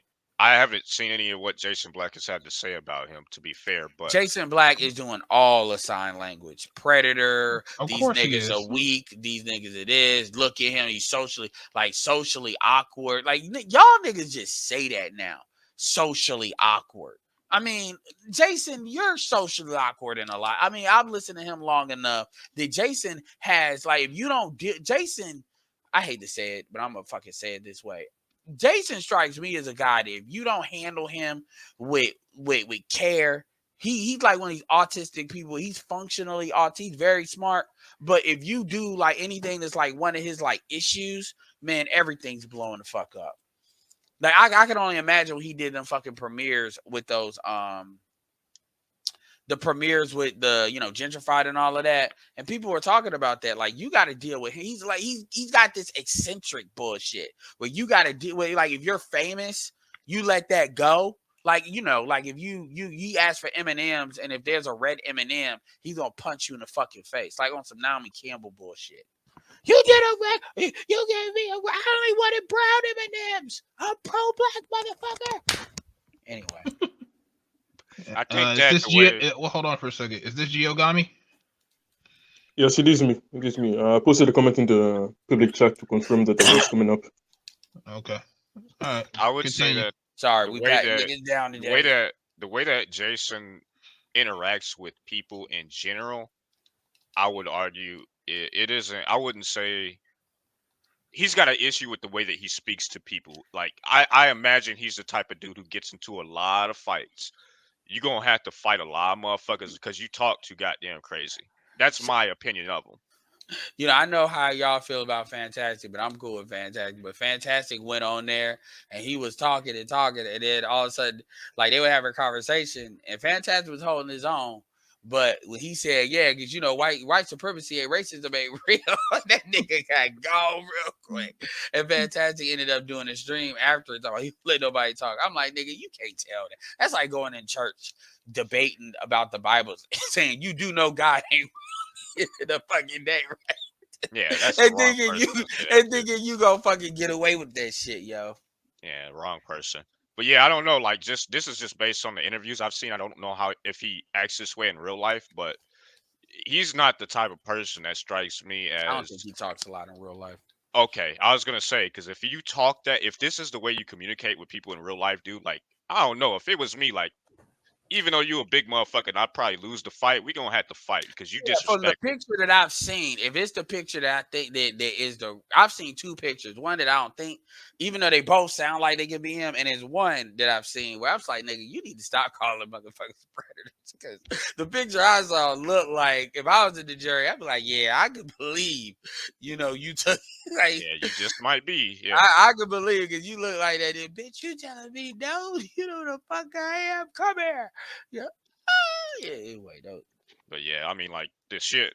Like, there's certain people, even on the internet. It's like, bro, like, you saying some real questionable shit in a way that will get you touched in real life. Like,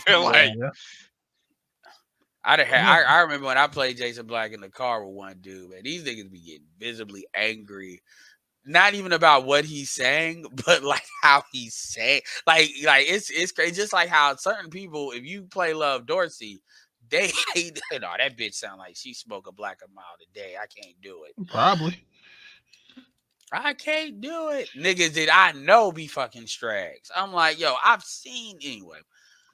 What's some other shit, man? Well, yeah, that's been an interesting journey. This whole situation. Yeah, niggas ain't shit. 2023. You Niggas know, ain't never be shit. Apparently, last year we was a face of transphobia. We was a face of homophobia. We would have faced of sexual assault. We would have faced of domestic violence. Apparently, we like to shoot bitches and tell them to dance. You know. And this year, we're the face of tricking overseas. Even though black men probably do the least amount of tricking overseas of any probably, definitely. Like them Indians, them Asian, them white boys. Like, man, no, the fucking Europeans that come down to their third world countries. They're the worst. They're the worst. Yeah, and it's crazy. Nigga, we do less tricking than black women. Let's just be clear. I said this a while ago, man. Black people as an aggregate group across most not EU, but OECD nations are the least traveling group of people on the face of the earth when it comes to the amount of money we have relative to other countries, bro. We don't really travel like that in the first place. Yeah, and the way they talk is like, you know, we a whole. I'm like, what are you talking? Like, when you hear some of these people talk, they just be. It's like your arguments can only stand in this constructed, and they be so passionate about it. I'm talking about black men and black women. Like, you're doing this, you're doing that, you're doing that, y'all niggas shit, y'all. I'm like, are you, man? Yo, this is take the cake, and then I'm gonna chill out. This takes the cake. It was a dude on Fantastic. It was on Fantastic Stream, and Logic from the LaPeep Network was on there. And Marty got kicked off because Marty was telling the truth, saying that a lot of the original tricks were like military dudes. And then Fantastic, you can't disrespect military. But anyway, it was this guy by the name of CJ. This dude said, I don't know why y'all would go over there just for some pussy. And he said, yo, there's statistics to compare black women to African-American women to women overseas, and it ain't no comparison. The black women here beats them by leaps and bounds. He said they're more educated, and then it was a cutoff because he cut it up. I was like, this nigga, and he actually said that bullshit with a straight fucking face.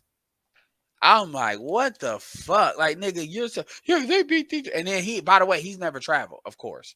They beat these women by leaps and bounds. They're more educated, which is not true. That's what like, Rebecca came back with. Who? What with the Rebecca Lynn Pope when she came back with a rebuttal? Yeah, and that's that book, that Pursuit of Happiness. That's what they try to play on. They try to say, well, we're educated and we're so this and we're so that, and so we can't find the men on our level. So this is why we have to go overseas. This is why we have to go overseas and basically trick overseas, because it's called transnationalism.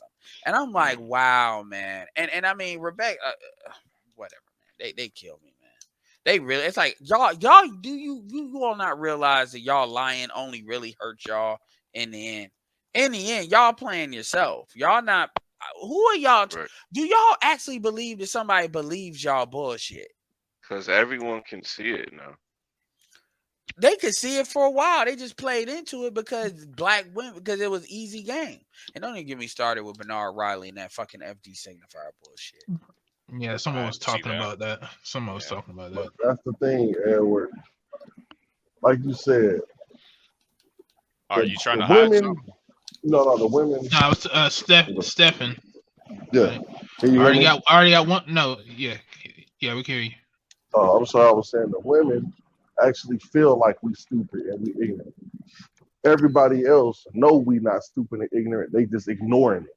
That wasn't Stephen, Art. That was G. Yeah, that was G. No, Stephen, who speak up or I have to drop you. Oh, I didn't know it was my turn to speak. No, we just need to know who you are.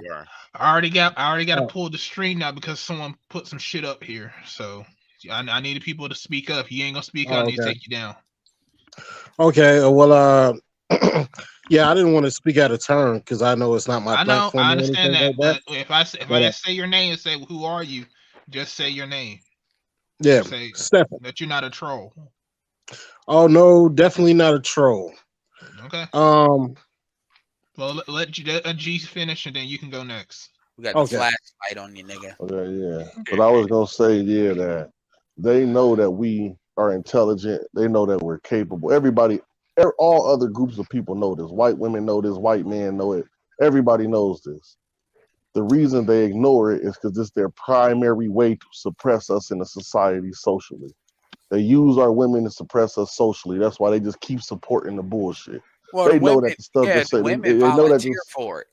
Yeah, the women volunteer for it, but they know that they can't come out and acknowledge that because then they're exposing how they suppressing black male development. It's me.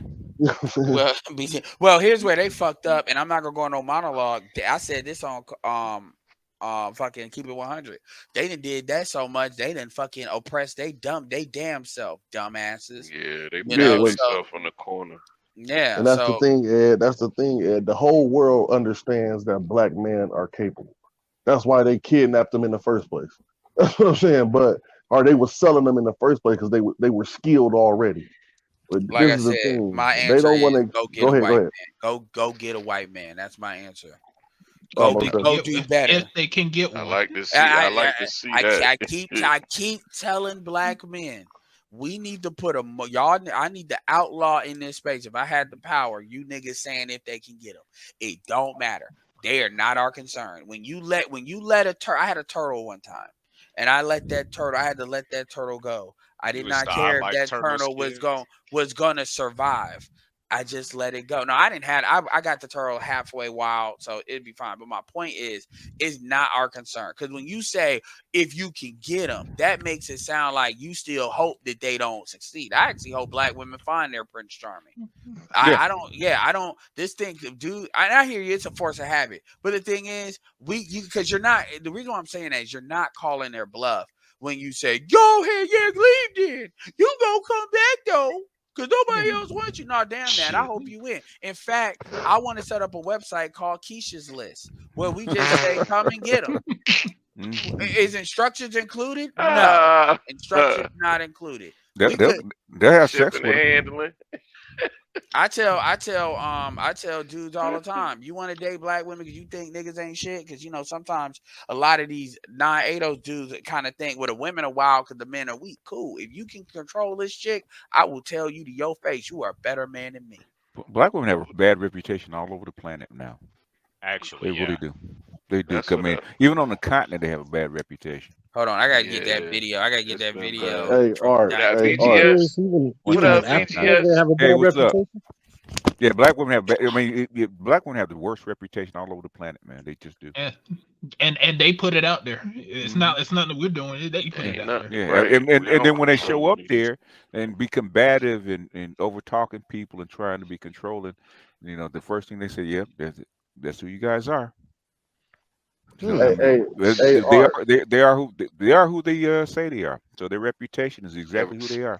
Right. Hey, Art, I got a question for you, Art. Yes, sir. What was the name of the high priest of the Asarian priesthood? What was his title? Yeah.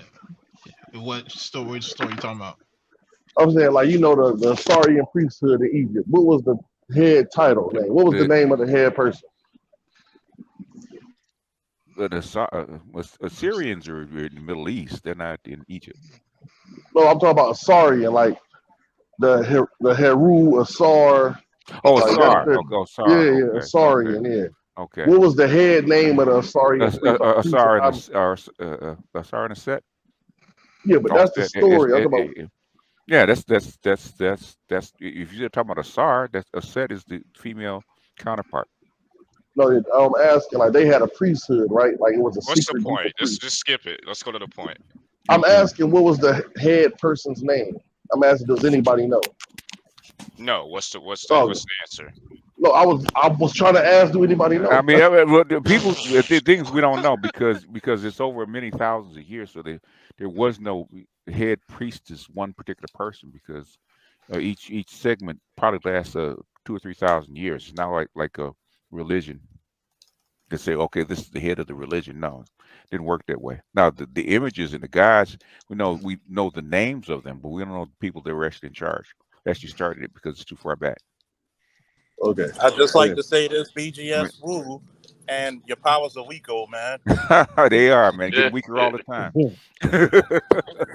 Because I'm an old nigga, but you know, so All right, y'all. I want to play a video of Umar Johnson telling you what's the problem with black men. Reason why we got all these single black mothers raising these black boys on their own with all these black men running around. If the father's not there, one of us is supposed to be stepping up to be accountable for that young man without expecting anything from his mother. The reason we got black on black crime, the reason we got gangster rap, the reason we got teenage pregnancy is black men have no interest in fathering or being a father figure to children they did not biologically produce. Pathological selfishness is one of the greatest collective sins of Black America. Yeah, white men don't want it either. White Who's people he the don't stepfather? Selfish, I haven't said anything in a minute. I'd like to answer that real quick. Shouldn't he be the first stepfather? Number one, why doesn't he do it? Number one, why doesn't he do it? Number two, because he's busy making them. Hold on. His damn self. Hey, hold on, y'all. Stop. What animal in the animal kingdom takes care of other animals? Because remember, her body, her choice, right? Mm-hmm.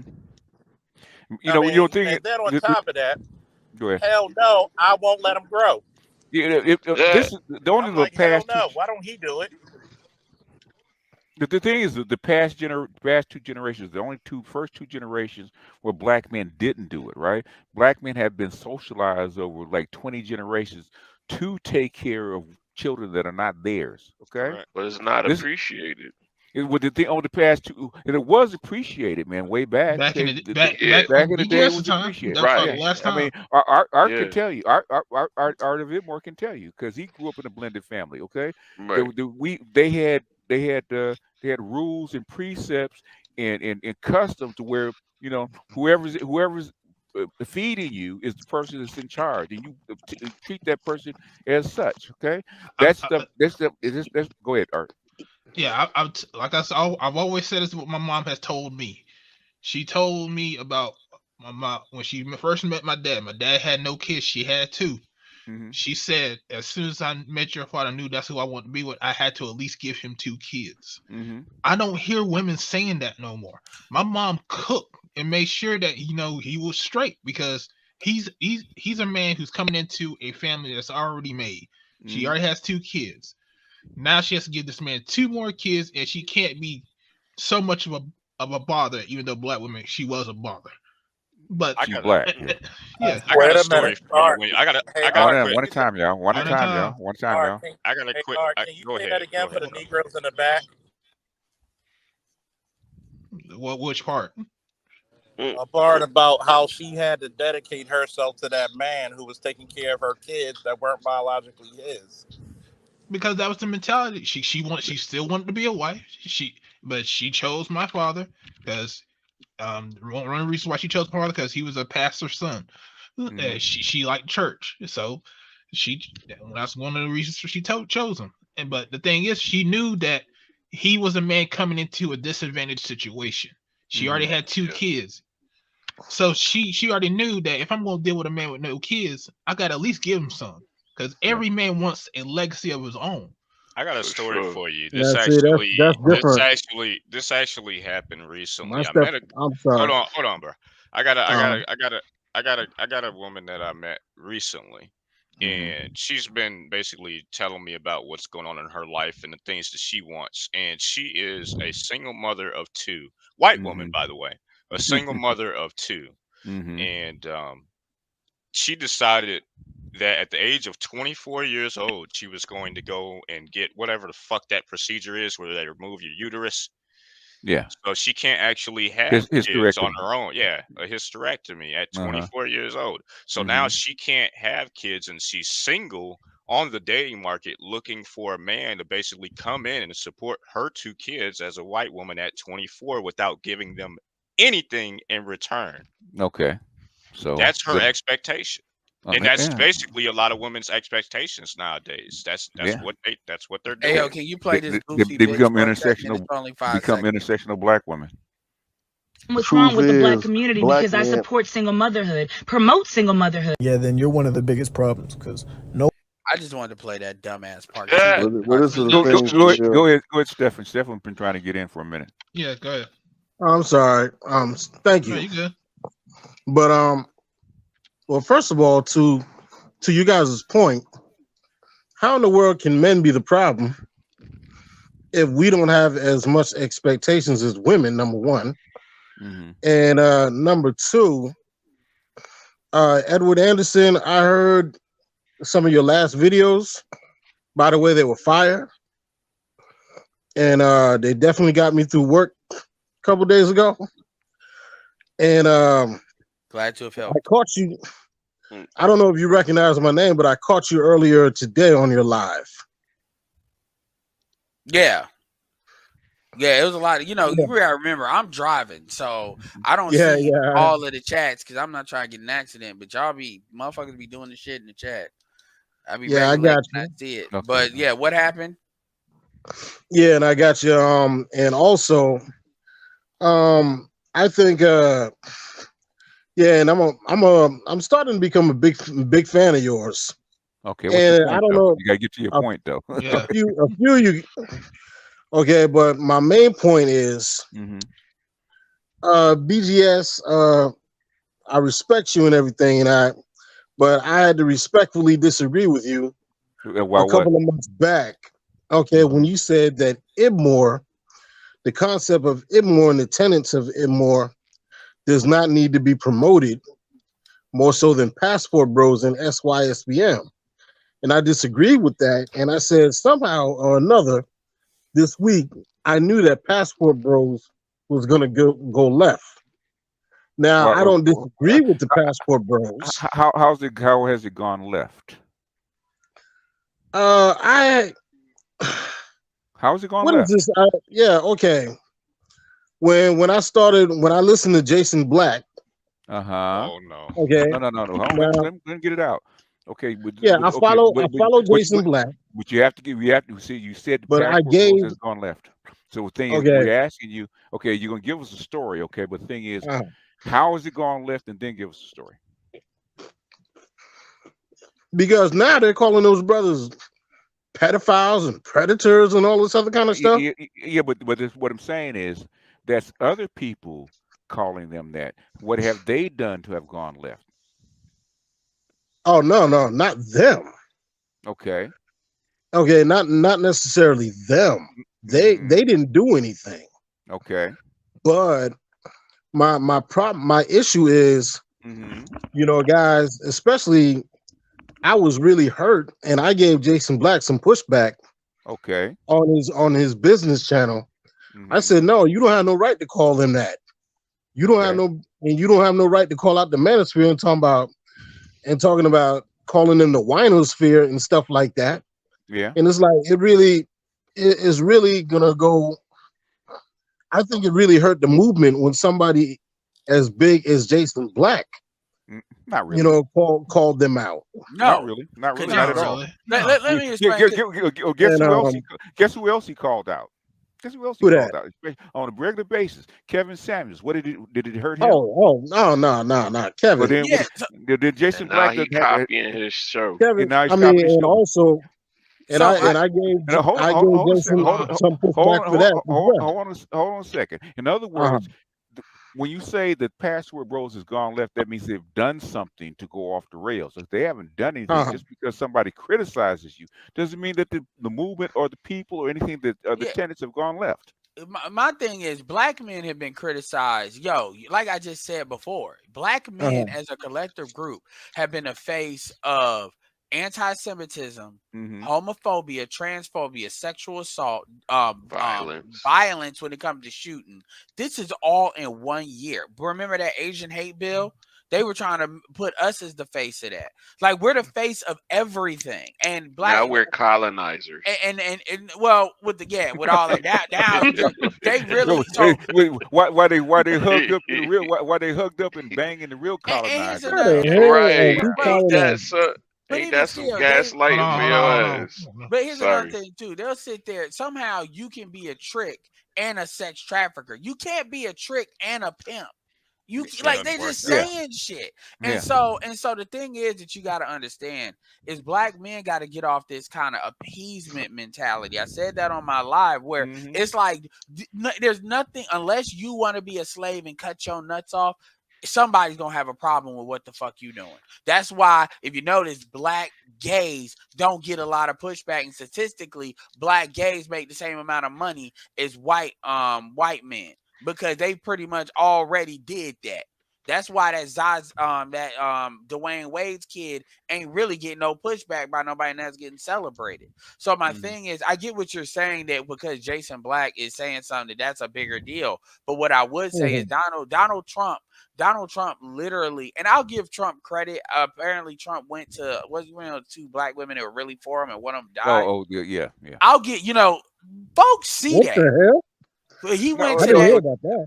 Oh yeah, the two black women. I think they were like Georgia or Atlanta or something like that. Yeah, that was a smart move because I think he did do it out of genuine spot. But folks, especially support you, they see stuff like that. You're talking about Diamond and Silk. Diamond and Silk. He liked them when they were alive. Yeah, so they were on his campaign trail at one time. So my overall point is Trump took that all the way to the White House, and Kevin Samuels. Look at what they said about him. They called him gay. They celebrated that man dying. Like, they're not gonna like you. So if BGS has said this, you might as well be the villain. And look, Floyd Mayweather is a half of a billionaire. Hold on. No, I'm saying Floyd Mayweather is a half of a billionaire off of being a villain. And I know a lot of black men don't want to be a villain, but the reality is that's what they did. Like, it is what it is. But trust me, I'll say this and I'm done. Jason been talking shit about about dudes traveling since 2016. What I would have said to Jason is this. Number one, you have not committed to, you can talk all this shit you want to talk to. You 45 years old, you have not committed to a black woman by way of a kid or by way of marriage. And in my personal opinion is because Jason Black does not trust black women. He went through what he went through when he was younger, when his economics got messed with the first time. And I don't think he ever got over that shit. So he can talk all, we shout out to Black Huru. Shout out to She We Here. We got black men in this space. Hell, BGS got grandkids. We got black men in this space that are committed to black women, committed to their families. I don't want to hear what he got to say about his fucking nieces and nephews. Like, that's the thing. Fuck that ain't your legacy. So that's the thing. Go ahead. That kind of hurt me. Let's Stephen go first and then G. Well, I'm sorry. I'm sorry, my man. Go ahead, Stephen. No, go ahead, Stephen. Yeah. Because that kind of hit me. because I don't have any. I'm like Jason Black. I don't have any children of my own either. My nieces and nephews are the closest legacy that I have as well. But that's a But choice. also, going back to Mr. BGS, your debate, your last debate If this with gonna be Amir. get on BGS time, then y'all need to start donating. I don't know why niggas always come my through last me debate, with my last BGS. debate with Amiri, the one where he took me down, okay, because he didn't want me to talk anymore. That's why I he left. didn't. Nah, he didn't necessarily take you down. He did take me down. Wait, okay, man. No, wait a when minute. we say take hold on. down, what we're talking about is he dropped him. He pulled me down. Dropped him. Oh, yeah. He Oh, didn't beat them in the debates. Oh, yeah.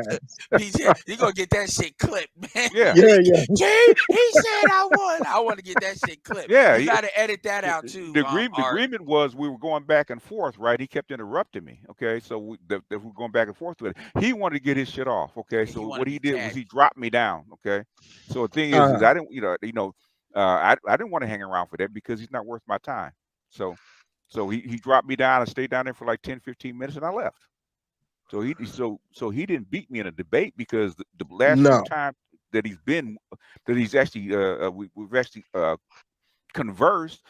Guess what? I wiped the floor with his ass. Okay, we don't need to debate with him. We got FD signifier. We done upgraded. So what I wanted to say is that it's obvious to me at this point when it comes to most things that have to do with black men in this country or really even abroad, we're risk averse. We're a risk averse people. We have negative optics or something like that. We shirk it. We're afraid of it. Yeah, of course. I mean, you have to address it, man. Like, stop being so afraid of the negative press. You gotta address it and move forward. Okay, and I think like Austin it isn't. did a It good isn't job doing that. right. He's doing decent. It could be better, could be worse. But what I'll say is that ultimately, a lot worse. Black men need to stop being I agree. You can't keep being afraid and hiding in the darkness, man, because these people are going to be coming for your neck. They have these opportunities and they've been doing it for years. They're so used to it. If you don't address it, it's going to continue, and that's what's been happening. You know, there's an episode. I want to say something real quick, Aaron. All right. Don't use my platform to go after BGS. Because he is a guest up here just like everybody else. I know it's a lot of people coming here just to try to get on him. BGS has his own show. If y'all want to talk, y'all can go over there and talk. But don't try to use my platform just to get at BGS.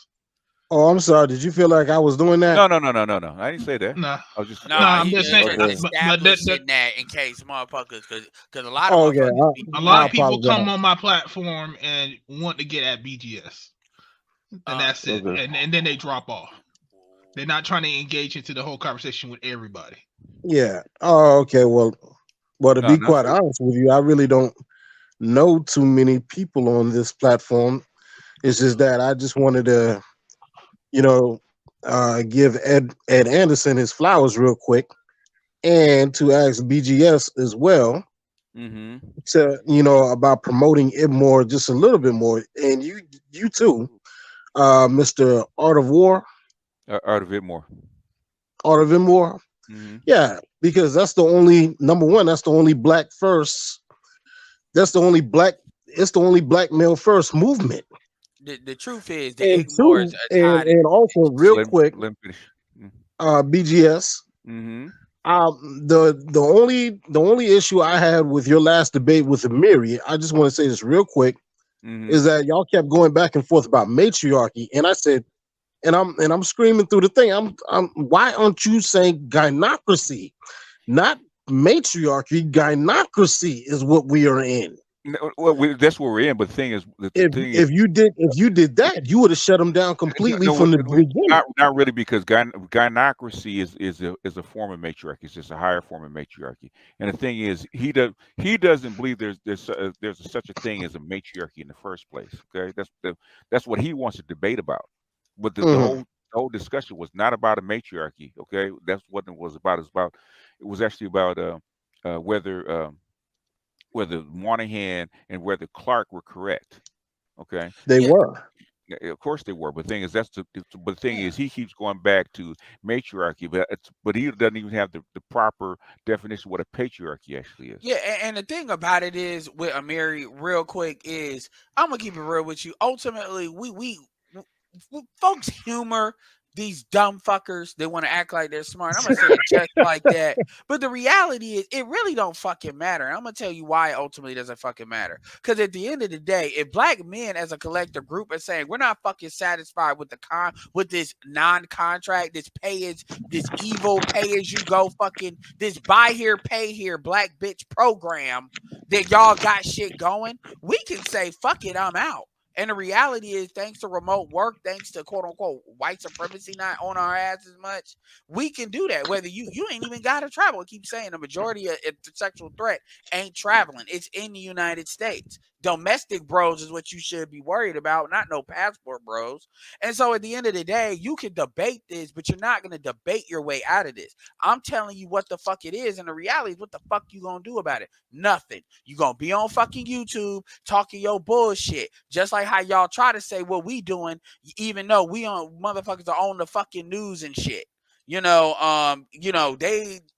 if we were just a non-threat, because that's what Amiri likes to say, then you wouldn't you don't put this much effort in a non-threat. That's the show I was talking about. What's that show, the Star Wars show that just happened? I done forgot about Andor. I think the 5th episode where they were in the prison, and you had Andy Serkis' character, and he was skittish, didn't want to do nothing, but Andor wanted to get out. Andor was constantly hammering with questions, and they were going back and forth, and he was like, they just fried 80 people on 2, which is like a floor.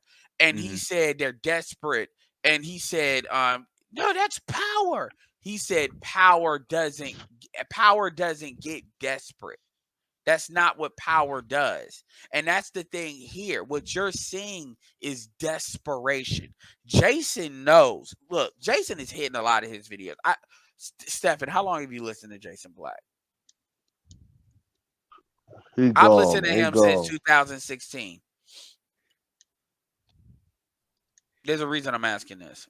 How long have you... He left. Oh, well, See, Jason that's Black. What I'm talking about. Jason Black. That's why I made that comment. Yeah, Jason Black hid a lot of his videos. And I think Stephen got a lot of heat in my chat too. That's why I brought the chat up. But but Jason Black has hid a lot of his earlier videos when he used to pastor baby makers, hard houses. He know what it is. And at the end of the day, no matter what the fuck you say, you're living a fucking mgtow lifestyle. No matter what the fuck you say, that's what that is. As far as the Igmar thing, the Knights Thinking Man Templar, who's an Igmar in Brazil. Black Ram, BGS, obviously the Igmors care about influence. Igmors don't give a fuck about being seen. And that's what too many black men want to be seen. The influence of Igmor is felt in Passport Bros and felt in a lot of these organizations, just like the influence of MGTOW. The thing about, he said, because it's a black first organization, a lot of the Igmors, and I'm just speaking for myself, have determined you can't fix what, number one, in the tenets, black men can have sex with other races of women. The only tenet that deviates from a lot of other organizations or groups in the manosphere is you have to have kids with a black woman. That's the only thing. Everything else, everybody else is pretty much lockstep with. And even then, a lot of dudes are like, hey, if dudes are going to do what they want to do, we're saying this is what the tenets is if you want to claim this. But ultimately, so when people say this is black first, Igmors are not about trying to convince black women to do shit. They never were. We were saying this is what the terms are for what the fuck we're doing. This is something that's more a black version of MGTOW. That's it. It was never meant to save black women and get black women back on. That was never what it was meant to do. It was And I think he got that confused. Yeah, that's why I mean that's why I made the separation in between calling myself a MGTOW, because I'm not an Igmor. I don't give a fuck at the end of the day. I'm more so in line with the idea that, whatever woman SYSBM more. And a lot of Passport Bros reflect that. By the way, can you play this quick video a little bit? This goes back to the black women having problems. Men do not really care for African American women because we're too. the local Ghanaian men do not really care for African American women because we're too strong. We're not submissive. So is it affecting them in a negative way? Yes, it is. Does the power to be care? No, they don't. They just want the money. Now, whether they want us, the local Ghanaian. Yeah, that's from Search for a Huru's channel too. So that ain't just some random motherfucker saying that. And that's apparently that's an African American woman saying that. So again, black women's reputation, they can talk, they can throw our name under the bus. Y'all can't help but act the way y'all act. So trust me, they go fuck around and find out. Yeah, and they were cutting on up on Search for Who's stream too. Talking people and doing the neck pop and all that kind of stuff. And over talking people, all kind of stuff, man. I say, God damn, you guys are proving everybody right. Even on this right. Yeah, and the thing is, the Pan-African is, you notice how the Pan-African is up until O'Shea really doing that and never talked about African-American men going to Africa. Because, it's this argument that if you go to Africa, it ain't going to be no problem. But what they really not talking about with the Pan-African man like Umar and them is that black men already did everything that y'all saying they didn't do. You saying that black men did not step up and take care of for 60 years, 70 years, black men stepped in and took care of other black men's children. No, this go back 200. It's 200 years. I was going to say it's over 100 years. Yeah, I'm willing to guarantee that most of us on here I'm willing to guarantee it here that most of us here on this panel have fed another black man's children while we were dealing with his mother. Yeah. Well, we naturally do that. I had Alan Stranger says, does that mean that you can't have kids with other women, or you can only have kids with a black woman? Igmore says, "Fuck who you want, but it needs to be a black woman." Now, if you want to do if you want to do the mixed woman, if you want to go overseas, you can get like that. Yeah, but that's the only. And Igmore is not really saying. I mean, they have a right to do. I know. Who's got the sound in the background? That's G. G got a baby mama. You might want to mute him. G got a baby mama in the background. No. Get I ain't got no baby mama. I ain't got no baby mama. I'm at work, fool. Hell no, I'm at work. Speaking of feeding these kids, I don't know. Yeah, don't put that on me. Hold up, Block on. Let me find some wood, man. Hold on. I don't know. Hey, BGS. What it sound like to you, PK? What it sound like? I don't know. It sound like some baby mama drama. I don't know. Listen, man. Hey, don't put that on me. That sound like y'all with that, man. Don't wish that on me. I've been there. Hey, no, it ain't nothing wrong. I wish. Hey, you know what? I'm at the point. I wish I had a baby mom. I wish I had a son or something, but I don't got one, man. I'm cool. No, what Stephen was saying, but that's the point. No, I definitely don't want no step. I had stepkids before. I'm cool on that. Yeah, Stephen was saying that hit him. Well, my thing with Stephen's like, yo, that's a choice. The reason why I brought that up with Jason Black is not I don't have kids, but the reason why I brought that up with Jason Black is because I'm like, you made a choice. I mean, Jason Black Jason Black says that he's been on every interstate that has been created. The way he tells, I'm just saying, the way he tells it. So it's mean you have tried out every grocery store that has a black woman in it, and you have said, fuck this fruit. And you've gotten so bad is you've actually told well-to-do 32-year-olds that is literally about to go in the submarine. I think he was a captain. He asked you, he literally asked you, what should I be looking for in a black woman? He said, don't. He said, you should not be looking. No, he said, you should not be looking to get married until you're 40 years old. Why? Because that way you'll know all of their bullshit by then. Nigga. That's a nigga that said, fuck these hoes. And if you're not smart enough to read between the lines, then I don't know what to fucking tell you. I think that they be having bipolar arguments. That's an unfortunate consequence of some of these conversations because it has been promoted for quite some time, and I think that even Kevin Samuels promoted this idea as well that you ought to be a much older man before you start to think about family and children, which is obvious. This is more so a modernity issue. It is, yeah. But it's something that has been discussed for quite some time. We believe that as a society that it's some sort of it's some sort of virtue to have your kids later in life. It is not. It's No, not. it's not. No, it's a way. I'm gonna just say it straight up. That's another form of fucking appeasement, because the truth is, these Hispanic. I'm just gonna look. I'm gonna be, but these Hispanics don't understand. Just because you have these Hispanics in America, they don't be playing that game. Like a lot of the females that be playing that pretend to be 18 when they not, be Hispanic chicks. Those be the main ones. So if you're in an area with a lot of Hispanic women, you need to triple check. You need to find whatever ID. If you, I don't give a fuck. If you fucking with anything under like 25, you need to find whatever they do to mark them IDs. Even fuck 21, even if anything under 25, because the reality is they be lying, and the reality is because in a lot of their culture, even in America, they believe in being sexually active very young, pairing up very young. That's part of what they do to keep them kind of in check a little bit. And I've heard Hispanic women talk about this. If you get like a lot of them really talking, it's that machismo, that shame, is that Catholic culture. It's also that. This is why black women bark against that so hard. They want to do everything as old as they can, because in there they see that as like a patriarchal control. Now, here's the thing. Real quick, on the flip side, I'm sorry, just 5 seconds. On the flip side, there is no age of consent that is recognized amongst black males in the black community for black males. Go ahead. I agree with that. Well, the problem is, it's just not Mexican chicks or Hispanic chicks.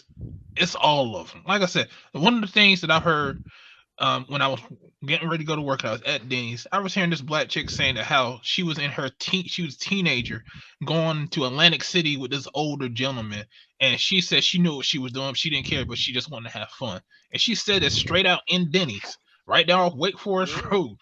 I mean, like, so it's really it's really just, some of these kids are just too big for their damn britches. No, and then what they want to do is they want to play that I don't know bullshit, and then motherfuckers believe them. It's just like with white women deal with a black man. They play the this happened. Oh, so he just got in your room. He did this. So this dude is a CIA agent. He got past, because they go along with it. But my point is, yes, other women do it, and yeah, they do. But I'm just saying Hispanic women do it like really bad, because in their culture, like BGS, I'm really trying to be careful how I say this, because I know how these fuckers are. BGS, when we had that Glenn Cameron situation, BGS talked about that as far as national situations. And Alan Roger Curry, rest in peace, talked about an incident when he went to California, how it was two Hispanic chicks who were real casual about just lying about their age. I'm not trying to target them and say nobody else does it. They all do it. But the thing is, in these cultures, in these like South American countries, I know a couple of dudes from like Nicaragua and Paraguay and stuff, and I can tell that I work with, and I've worked in Spanish queues, for a minute. Not like I wasn't in the Spanish queue, but I like helped deal with them, let's say that. And I can tell you, that's one thing they don't talk about, that you got to be born into that to know that. Is black people might not know unless they're really paying attention. If you got a blended thing with Hispanics, but yeah, they don't. No, that stuff starts. A lot of that stuff starts young, and it's because what United States says is the correct number is not always the correct number. Like, remember, biologically, a woman is capable of having kids younger than 18. And that's what I'll say there. So it's in black culture because we're reversed. See, a black woman can deal with a minor black man, and it ain't gonna be seen by nobody the same way. Even Lil Boozy Badass has said that. Oh man, he's just a man. Da da da. If you look the part, you are the part. You got celebrities that got that in their past, and then they can almost openly say that shit, and it's not a big deal. How many celebrities went to Epstein's island? No. There's a video on that. A lot. And by the way, no other ethnic group is it as acceptable for older women to deal with younger men than in the African American culture. That is unique. And one thing that kills me with black people, even black men, is like, y'all really act like this shit is not unique to us. This shit is you. I don't even think Africans are really doing that. That's because they don't know shit. Listen, you know, like I know, Edward. Most African Americans are ignorant as fuck. They don't know nothing. It's not that they stupid or unintelligent. They've never been around no Mexicans. They've never been around. I tell people this all. I talk to black women all the time, and we'll have an argument about working, like man going to work. This is the most red pill I get with black women. I don't really talk politics with them or nothing. They would go to work with a group full of white women and look at them and then say white women don't work. And you would be like, what? Like, don't you go to work? You go to work every day with an office full of white women. And you see them at work with you. They all married. They all got husbands. And somehow y'all would come to us and say that white women don't work. They get to stay home when they get married. Don't tell them 70% of white women work. They think you lying on that. Bipolar arguments. But I'm saying that not only do the black women think that, most of the black men think that too. If you talk to the average African American brother, most of them have never been out their state. Most of them ain't never been out their city. A lot of them ain't been out their fucking county. No, they've been out the city. They ain't been out the county. Well, it's not that bad now. And then someone had me been out their own neighborhood. That's like this. Like I'm Afro, like I'm technically Afro Latino. I don't consider myself that, but I know that's where my lineage comes from. Well, my grandfather Guyanese, so he's from Guyana. Okay. So that's like Afro Caribbean. Yeah. The way that they talk, when they speak in Pygmy, when they speak in Patois, and they talk in the way that they talk about African American people, and they be black. And I be telling black people, like, bro, stop that bullshit black shit, bro. Nobody think about black like African American males do. We done got influenced by Garveyism heavily. We've been influenced by a lot of different black movements that got us thinking that black actually means something to everybody else but us. Right, so yeah, and ethnic groups matter. And the thing is, notice how when you talk about FD signifier and these motherfuckers, they don't never want to talk about culture at all. They want to do everything they can, because a lot of them questions that Bernard was asking him, Bernard was softballing his ass, and he was just telling. So like he was the paternalism in this motherfucker. Oh, it was as if you're talking to somebody, you know, calculus, and you're talking. It's as if BGS was talking to his grandkids. Yeah. Like literally with the weight of what be not just age, but what BGS. That's literally, and it's like, yo, are you fucking serious? I spoke on this the other day. I need BGS to talk to FD I need you to declaw that motherfucker. He's not going to do that. We need to trick him. We need to trick him. So at least we can catch him running away like a bitch. But I was talking to Dr. Thunder literally the other day about this, about how he talked right to Bernard and the because left Bernard was safe. They try to use paternalism against black men. I think the left is especially egregious with this. Yeah. And you know, that line of logic, or that ideology when it comes to FD signifier and the feminist arguments are actually paternalistic in nature when you start to hear them. Yeah, because black women treat us that way. And they learn about black. They learn. I don't know why FD signifier is black. Yeah, I'm sure he's been. Well, I don't even know how he's raised, but he should know better. Well, with his wife, last round. I need to read my cash apps. Go ahead, Edward. No, this nigga literally said, I gotta go. My wife is coming in 30 minutes. That's the type of nigga he is. He is a modern husband. You know, that's the BGS. Who BGS. That is incorrect. Like he is a wife. He's FD said that. Yeah. He is a trans role reversal, whatever you want to call it. He's an intersectional feminist. And they wiped out gender roles. So yeah. He's the prototypical archetype of an intersectional feminist. So we got to clean up the house before Mama gets home. Somebody said something really insightful about him. They said he is invested in gender roles being neutral because he don't want to be a man. He don't. I don't know if he don't want to take on the masculine. He don't want to. He don't want to take on the traditional masculine role. Well, no, because there's no such thing as a traditional masculine role in intersectional feminism. It's fluid. It's fluid. Yeah. It's all fluid. Well, if you ask me, it sounds like somebody been playing with that boy prostate. No. He ain't. Believe it or not, no. I didn't say he was gay though. I didn't say he was gay. No. The thing about it is that he might be letting that girl play with his prostate. The thing about girls it done told me stories. Hey, you guys stop this for a second. Come on, y'all. Calm down. The thing about it is, this is what happens when you drink too much bath water. Oh my God.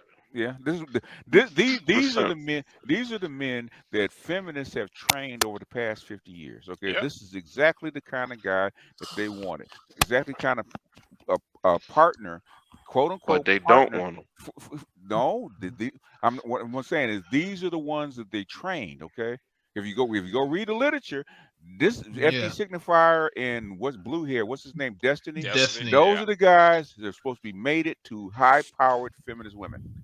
Correct. They allow they allow their women to go sleep with other guys, and they come back and tell the guys about their experience, and the guy doesn't get mad about it. Yeah, he'll get mad about it. He's a loving, supportive wife husband. Yeah, That's what happened, BJ. I see girls be talking to these dudes that are letting them play with that prostate. No, this is socialization. Socialization. That's part of it. Listen, I'm telling you, these women be telling me stuff about these dudes, bro. I'm like, damn, they really let you do that? Like, man, this shit, BGS, you from Cali, bro. You know what I'm talking about. I mean, there are chicks. Well, hell, there's straight dudes that go home, take home the bacon. They're like their prostrates played with and shit like that. So that's that's a different conversation. It's a different conversation. That's different. I think SFD might be one of them. Might be one of them. I don't think so. I just don't. Destiny probably is. I mean, he definitely. Listen, I'm from Nebraska. I'm gonna tell you something. I'm from Omaha. Listen, I'm from Omaha. That's what I thought y'all was talking about. No, we talk about FD. Listen, that the dude with the blue hair. I don't know who that is. Listen, I want to see a tag. Y'all can't all talk one at a time, guys. I can't hear y'all. A lot of people. Yeah. Is y'all talking about that white boy?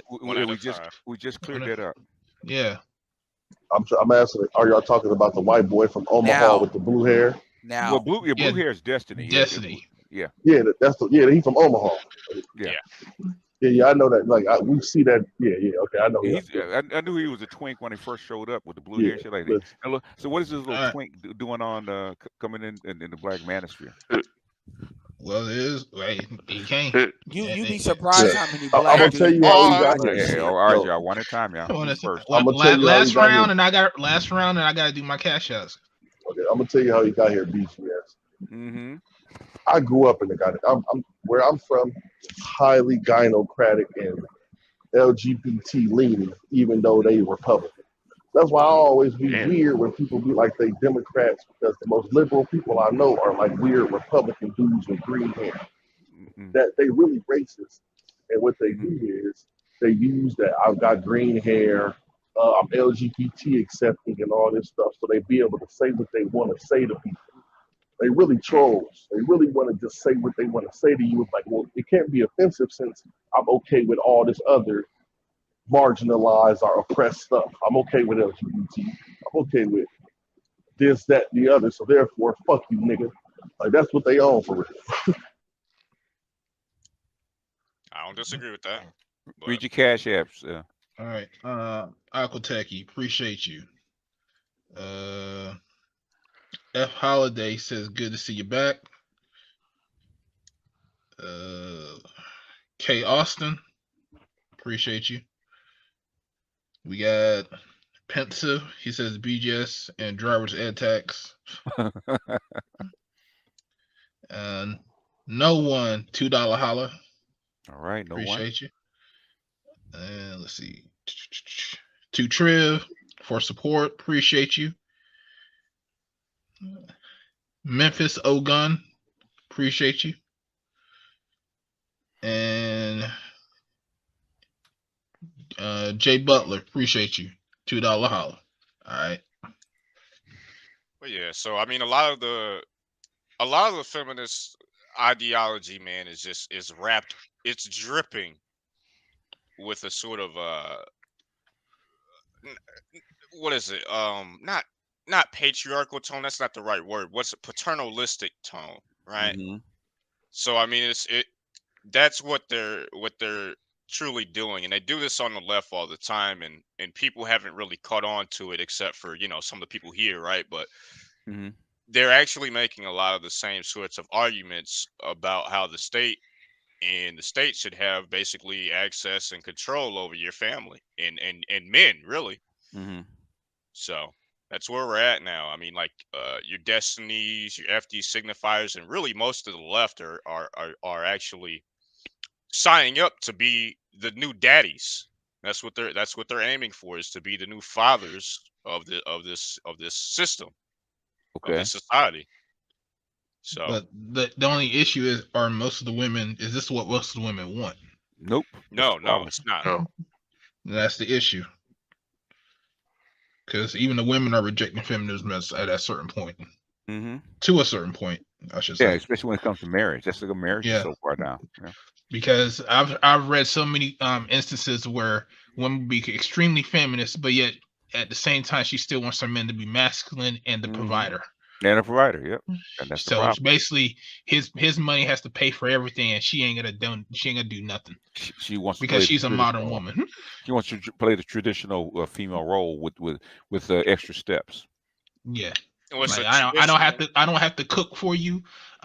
You have to go find out for yourself. But when it comes to bills getting paid, it's your responsibility. Yeah, it's your responsibility. The major part of your responsibility, and you have to come home and share the housework and all that kind of shit. That's the modern female role. Well, they want the modern role with the traditional expectations and standards of what a man can provide through a patriarchal system. So these two things are actually schizophrenic. They actually can't coexist. Exactly. And so we're still figuring this out now, and the world is going through the fallout of it. Well, it doesn't work is because what they expect, they're killing what they expect, right? There's a cancel each other out. There's a reason that the men were the providers and men got the jobs first, is because they were expected to provide for a household. Women wanted those jobs. The thing is, women in that la la land that is not a zero-sum game. Okay, it actually is. You can only have so many spots in the top level as providers. If you take that, if women get those jobs, you take it away from a man. Yeah, because there's only so many spots. That's what they're slowly coming to realize, that if we take all the jobs, you want all the high-powered jobs and all the jobs at a certain level, okay, there's one less man that's going to have that. Correct. And that means there's one less man that you can actually find at your quote unquote level or higher, and they don't want to, I guess, what you call date down. Exactly. But it's biological. But see, that's the problem, is that if you take a position that is considered a provider role, then you're going to have to date down in order to find a mate that's going to stay home with the kids. That's the same thing that Marianne Slaughter said. If these women are here being kick-ass, doing all stuff, guess what? Most CEOs that are kicking ass and doing all that stuff, they have a female counterpart that's going to stay home with the kids. If these females want to be this high-powered woman, she needs someone to. Yeah, you're going to be working 80 hours, and 100 or whatever. You need someone that's going to be there to take care of the legacy. If you don't have, I ask you something? When I get finished. Yes, sir. I'm just going to ask a question afterwards. I'm not challenging you. It's something you said. Go ahead, sir. Let him finish. Go ahead, sir. I'm not challenging you. Finish, please. Come on, calm down, y'all. Look, one at a time. Wait till someone's finished, please. We'll gladly do so. I'm not challenging you. You just brought up something that was brilliant. I just want to speak on it. I'm sorry. I'm muting up. I'm muting up, gentlemen. Thank you. He said something brilliant. I want to talk on it. I wasn't challenging. I'm sorry I interrupted. Could you finish your point? Because it's brilliant. You made me think of something. Brilliant. All right. Thank you. Anyway, go ahead, Art. Finish. If you are a woman that's got that high position, you're gonna need someone that's gonna take care of your legacy. Point blank. Period. If these chicks up here do not want to get a lesser man, they want, because they're, like I said, their biology, like PK was getting ready to say, doesn't compute. You can't go past go. And this is the situation we're in now. You got these women that's got these positions, and The family structure's fucked up. The society is fucked up. Man said, I don't have to put in the fucking work, do like the stuff I have to do. So you gonna get the shit that we got now. And no one knows what to do. And men don't want to be like, well, if I'm not gonna be a provider, then fuck it, I ain't gonna be a provider. Women like, I don't want a guy less than me, so I'm gonna sit here and buy some cats and die alone. I mean, we're at an impasse right now. Yep. I mean, basically the system's broken. There's no fixing it. Go ahead, bro. BGS, you always been a system, but I swear to God, they did everything to mute you, stop you from us reading, or even listening to you. That's where the stopgap was. Now, we always got to listen to our mamas, but we ain't never got to listen to a grown man. And when he speaks, and instincts say, we need to shut the hell up because a grown man's speaking, and we buckle, and then your mama mad. He ain't nobody. He is somebody to you, but they don't ever, the extra stuff. Yeah, you can make a mess up, but don't make your son pay for the mess up, because ain't that your reset? There is no basically. You just can't all of a sudden just reset something, because societies don't work that way. You've already trained these people from kids, and to actually reverse everything and reset it back to where it was. We actually talked about this, right? Even if the women wanted to go back to be traditional wives, right? Traditional wives, they're not trained to do it.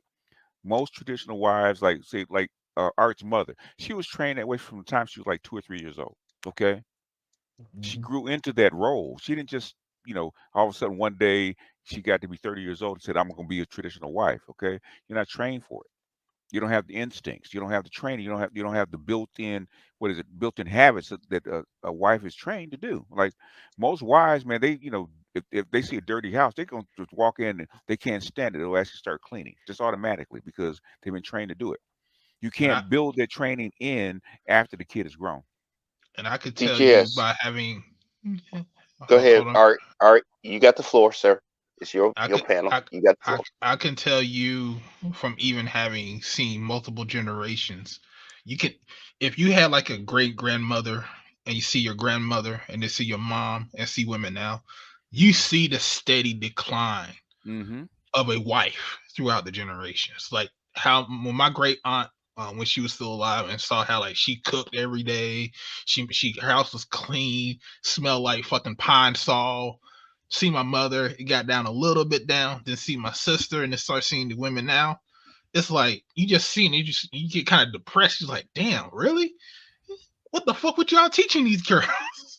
But they won't teach them anything. All that, like my sister, case in point, what she taught my niece was how to get money from the government so she could be on Section 8. She didn't teach her how to be a wife. She didn't teach her how to cook clean. And it shows how she keeps her house. She's not a wife. Even though she's married, she's not a fucking wife.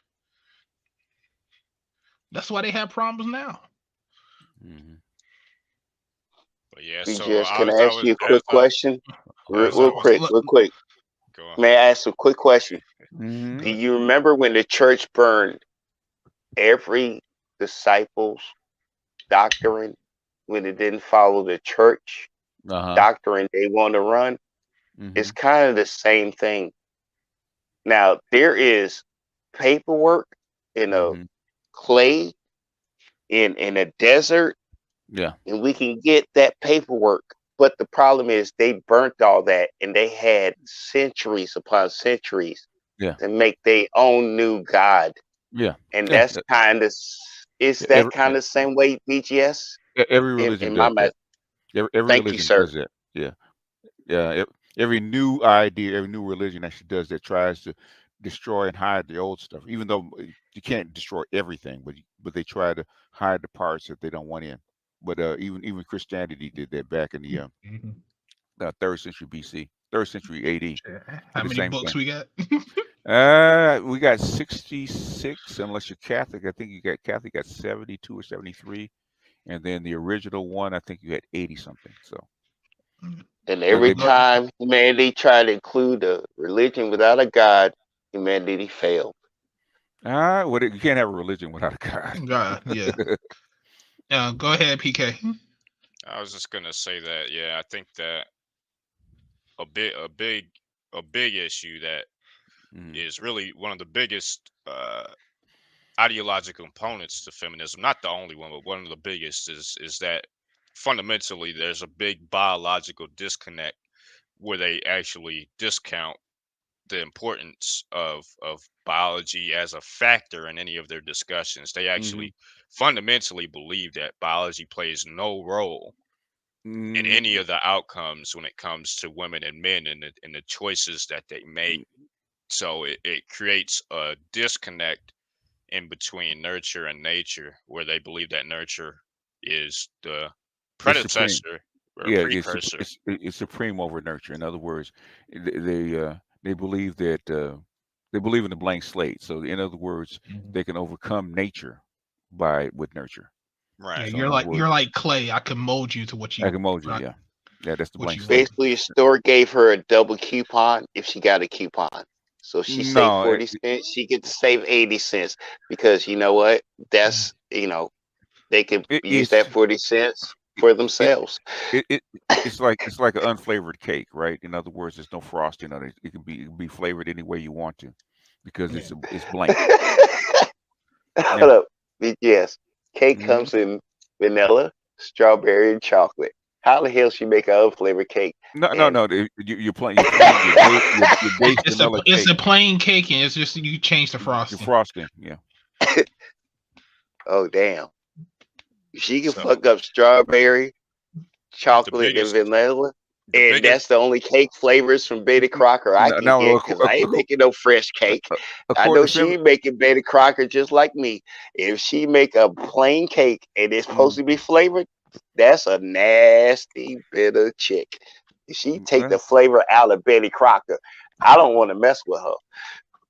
So one of the biggest Achilles heels to the feminist movement is really the biological discussion. And so I think that's something that a lot of people that are actually interested in trying to head off the ideology itself is bringing up and discussing the biological arguments on why it doesn't make sense. The thing is, the biggest argument is, and this is something that's proven, you don't even have to bring a biological argument. You can say the shit don't work, okay? Shit doesn't work because you've had 50 years of the shit, right? And you actually attained your equity in 2012. You attained equity. The thing is, how come feminism has not moved? Don't tell me that people haven't adopted it. People haven't adopted it because the shit doesn't work. People are rejecting it. People are rejecting because the feminists get married and they don't stay married. The odds of feminist a feminist marriage where the woman is making more and the man's making less staying married are pretty slim. It's less than I think it's less than 15%. I'd have to look at the study that something like Gigi linked. It's pretty low. It's pretty low. It's, in other words, that's the ideal. Okay. In other words, shit doesn't work. The traditional roles, the traditional gender roles in a marriage are the ones that stay married longer and actually work. Where the man is the head, the man is the breadwinner, and the man is the one that makes most of the rules. Okay.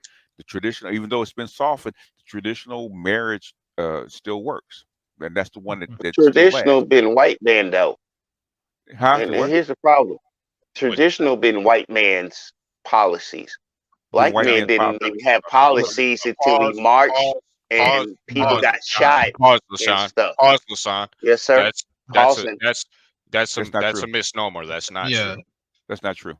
Well, wait. Time out. Can I ask, when did we get civil rights and black men were able to speak? Maybe. LaShawn, we talk about the family, okay?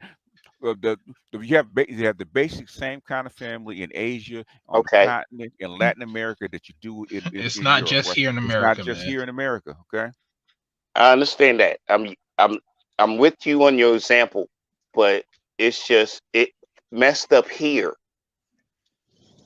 And we the black men that made the example of why it messed up here. and we Well, always example. how There so? was And I don't never a know why. patriarchy. There was never a patriarchy in the black Patriarchy in the community. community. Yeah. That's what I'm saying. So why is it that we the fault of it, We're and our not. old women We're refuse not. to let We're us not. have it? We're not. We're We're not. not the fault of it. Y'all Now, answered it. no, okay, It's okay. not our fault. And I was just wondering, why is it our fault when we didn't have control of it? It's not. It's not. The only reason the black women are trying to blame it on us, but thinking that's not working very well. Yeah. This new They blame it on. generation of men do not really give a fuck about what black women have to say. Yeah. Well, black women have been trying to It say ain't that our generation. We haven't had a hand in our generation in like 30 years by their own stats. we've never had control of our families ever. Okay. Ever. Ever. Not here. Not here in the United States. Ever. The baby, the kids, even during slavery, the children belong to the mother. That's always been the case. Okay. Black men have never had control of their children. A black man, there's no account of a black man taking his children away from the mother. None. Man, I love Never being a recognized. dumbass, and y'all can answer the dumbasses while I'm being the dumbasses. I know that since slavery. Yeah. Since we came off a boat, and most of us died on the boat, they just tossed our asses off to the seas, and the shark got a free meal. Yeah. Y'all is talking crazy, and then talking crazy. forgot because they don't teach the history. No, not you. I'm talking about the new that don't know Black history. They get like what, a week worth of it, and then they spend it and everything else. They go Meghan Markle and everybody else who, you They know, don't have all that's they don't have to spend it because they see it in their house. Okay, they don't have to spend it. okay. Most black women, BGS, thank you for the clarity. most That was black brilliant. people, I'm gonna most shut black up. people. That's most black people. You know, the thing is, when women come on the line and lie about this shit, we know they're lying. You know, everybody knows. Even if you have a 2-parent household, mama is probably still in control of the house. Mama Mine was. said so, so it got to be true. BGS. Yeah. How many women? How many single women use their kids' social security number to get shit on credit and fucked up their kids' credit, and these kids came out and said, "My mom fucked my shit up by getting some damn furniture or some TV or I get some don't type of have shit." government funding to go ahead and do them numbers, sir. I don't have government funding, and the government ain't keeping the numbers right. I'm gonna tell you right now. You don't need government funding. You can just listen to the stories of the men and the women and the women of those children of those single mothers that said this shit. You just have to listen to All the right, children. that's the best joke ever. Black men don't need government funding to figure it out, but black women do. That was the best joke you ever said right now, and it was subtle. It was brilliant too. Well, it's not a joke. But yo, it's a joke to them. But black men don't need government. They do. And they laughing about they need government in your face and telling you what you can't do for them. But then when the government cut them off, and it ain't the government this time. It's just that, you know what? I own property and I don't want your Section 8 ass in my house. And that's the problem. It ain't government. It's society. And society is starting to kick their ass. And government's going to follow society. When society loved your asses, and yeah, you get rights too. When you start pissing off society, society going to go ahead and get equal. And you're going to be checkmate. That's the truth. I think that's for every group. I think we're losing where we were originally talking about. Where were we at originally? I have no idea now. Yeah, so someone get us back on track, because we done moved all over the place. They moving everything all over the place. I'm just waiting for That's the the Edmore problem. brothers. I want the Edmore brothers to come up with a month program. I need that in my life right now, man. I need to go monk for like 2 years, bro. You already a monk. I'm not a monk. I'm dealing with women. Well, I'm not dealing with women. You got to stop being them. You got to stop dealing with them. You know what? Tibetan monks take donations from women. Hey, It's what's the average fine. age of a You can monk? give Like, them a what's the average blessing, age? tap them on the head, and say, "Good luck with your life." You don't have to sleep with them. You could be a monk and give them blessings. He's talking about being like a MGTOW monk, LaShawn. Not like No, a I'm not. I'm talking about like a real monk. I'm just talking Then you shit could right now. tap them on the head, give them blessings if they donate to your cause. That's all you could do. I mean, I just you want to ain't know got what's to the go ahead and average. ruin their lives. You just the bastard they couldn't get, and the bastard they couldn't LaShawn, break from your godly path. LaShawn, fall back for a little bit, fall bro. back, man. You've been I kind of. mean, we're talking about monks here. LaShawn, It's a monk. LaShawn, Come on now. LaShawn, fall back a little fall bit, back, bro. man. You've been going hard. You've been going hard. No, I Get mean some in this other people in. concept, no, but in this concept of monkhood, we know what we're speaking on. Just being stoic, just that type of situation. I was just wondering, like, what's the average age of a monk? Like, when do they go into the monastery and become monks? As early as a baby, because there was one person who was a monk. He got dropped off at a monastery, and the dude never seen a woman in his life. I'm pretty sure people have seen this float around Facebook. They've seen it. He's never seen a woman. He's went through his whole entire life, never seen a woman in his life. That's incredible. So, what the fuck? I mean, yeah, I ain't with that. I think I just want to be a dark Jedi then. Fuck it. I mean, they don't deal with women. They focus on their own religion. That's Because I actually, you know what's crazy? I actually like women. Like, I don't know. I know that they do a bunch of bullshit, but I still like them. Like, I don't know. yeah, I was gonna say they're annoying, but not that annoying. They ain't that motherfucking annoying. Very annoying. I don't Not see that how the hell you a monk was that damn serious, and y'all going deep into the damn subject. I just said you a monk. Well, this is the issue, though. This is the issue we face. We don't want to deal with the fuckery, but we still love black women. So we ain't saying that we hate black women. That's never been the point. The point is to expose the fuckery, but we still want black women. If you want a woman, most of us are still attracted to black women. Yeah, I think that for monks, one of their underlying precepts is mostly has to do with attaining enlightenment. And one of the ways that they try to do this is through seclusion. And it isn't necessarily through seclusion to women, but by virtue of what they're attempting to do. Number like one, the women aren't environment allowed. they created. Yeah, exactly. Yeah. So the environment they created doesn't, number one, allow women, and number two, I don't think women would be interested in that sort of thing anyway. Not in mass. I mean, for instance, look at Jainism, right? That's very rare that they have their secluded temples where there are only women, right? It's an ideology that's or not an ideology, a religion that's followed, but not to the same degree as monks. They're doing something different there. So that's just kind of. Let me ask this question to the panel when it comes to monk. Would a nun be considered a monk? Oh. I was just about to ask that. It is a female. Female version. In a way, yes. In a way, yeah. Yes. She can. But that's what it is, though. Basically, yeah, I mean, because they're celibate, they're female still version. Practicing their religion to gain enlightenment. So it's part of being a monk, being celibate. Yes. Look, yeah. Oh, I did that before. I'm cool on being celibate. I'm cool on that. They have to take oaths of a monk and a nun celibacy, isn't Adam and Eve. They're not ranked the same way. A monk is not Adam. Eve is not the nun. We is after whatever got us out the Garden of Eden. That's the closest thing we can be to get back to the Garden of Eden. Look, if you take a path of celibacy and take God's path as a man, you're a monk. If you take God's celibacy and path of a woman, you're a nun. But you're not Adam or Eve.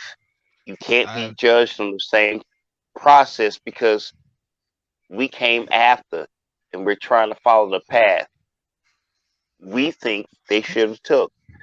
that is a monk and that is a nun in holy terms, in the way the holy does it.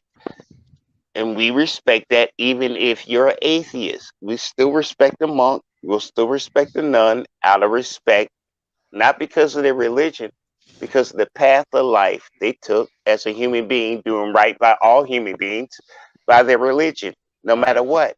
Pause. You know, it's like the Tibetans and stuff. You're dipping way too much into it, fam. All right, yeah. No, it's just that simple. It's just people that took the path not to be evil like we can be. We got That's it. all it is. We got it. We got it. Wait a minute. What happened? What happened? I've been gone doing the business. Stop, Charles. No, Charles. Stop. Charles, I brought up a nun and a monk. Hold up. No. Time out, y'all. Will y'all quit? Will y'all quit? Y'all brought up nuns and monks, and then I can't comment on it? You just comment. You already have. I did. Charles didn't hear it. That was it. I'm shutting up then. Charles asked Art. What's the subject? We're talking about monks. Oh yeah. Which one? Quatrain Kane or the guy who never saw a woman? No, just monks in general. What they go through. Chipmunks. No, monastery. I mean, like Charles, I can't even ask chipmunks without getting told to shut the hell up. Look, they sensitive about the monks. They brought up the monks. If you feel that disrespected, you can always drop down, bro. I ain't being disrespected. I'm trying to answer the question. But he could bring up chipmunks. Yeah, but if I would have brought up chipmunks, what the hell would have happened? Wait, you think you don't know when to stop bringing up chipmunks? That's the problem. I didn't bring up chipmunks though. I didn't bring up monks and nuns. But you know what? I get yelled at for talking about the subject y'all bring up. All right, yo, LaShawn, bro, I'm gonna say this respectfully. All right. Right you now, ain't gotta be respectful. You can cuss me out like everybody else does. I never cussed you out. That's what I do. Okay, but so let me be clear, man. Right now, you're dominating the conversation and you're taking up too much air in the room. Okay, I don't know if do you understand what I'm saying here? Yeah, that ain't my job. And you know what? I don't usually do it, but it was a subject I cared about. And one time, y'all actually talked about something I knew about, and I got excited. My fault. And no disrespect. Man. It's cool. Just fall back. No. I'll fall back. Just fall back. I'll fall back. But sometimes y'all get me excited. Let me have the floor a little bit. That's all. That's it. You already had the floor for about 40 minutes, bro. Fall back, bro. I ain't had 40 minutes, motherfucker. Trust me. That's my second goddamn game. Trust me. When I get a woman to shut up for 40 minutes, I know when 40 minutes is. I ain't never had a man to shut up for 40 seconds. It's a joke. But y'all got the floor. I'm putting myself on mute. Y'all win. And I respect y'all because y'all right. All right. Back to, monks. What about them? What you talking about monks? You talking about real monks? You talking about monks? Well, G was talking about he was talking about being a monk, but then he realized they were celibate. He said, "No, I'm good on that." You talking about red pill monks? Or which one? No, he's talking about actual monks. Actual monks. Yeah, take vow celibacy. Yeah, vow celibacy. Just like a nun does.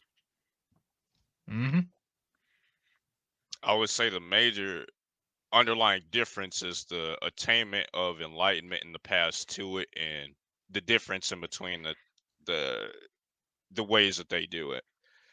Obviously, nuns are mostly in orthodox religious sects, whereas actual monks are not in what I would consider to be orthodox religions. Often, they usually follow something generally either like Taoism or Buddhism or something like that. That's a little bit Christianity. They all follow pretty much the same path as far as monks are concerned. I don't know about that. I've never met a quote unquote Christian monk in my life or seen. You haven't met. You haven't met. Well, basically, you have most Catholic priests or monks. They have a vow of celibacy. Yeah. That's what I said earlier. I thought all Christian priests were supposed to be celibate, but they just violate that shit. Well, they're supposed to be, right? Yeah. Then you catch them on the internet because doing all kinds of stuff.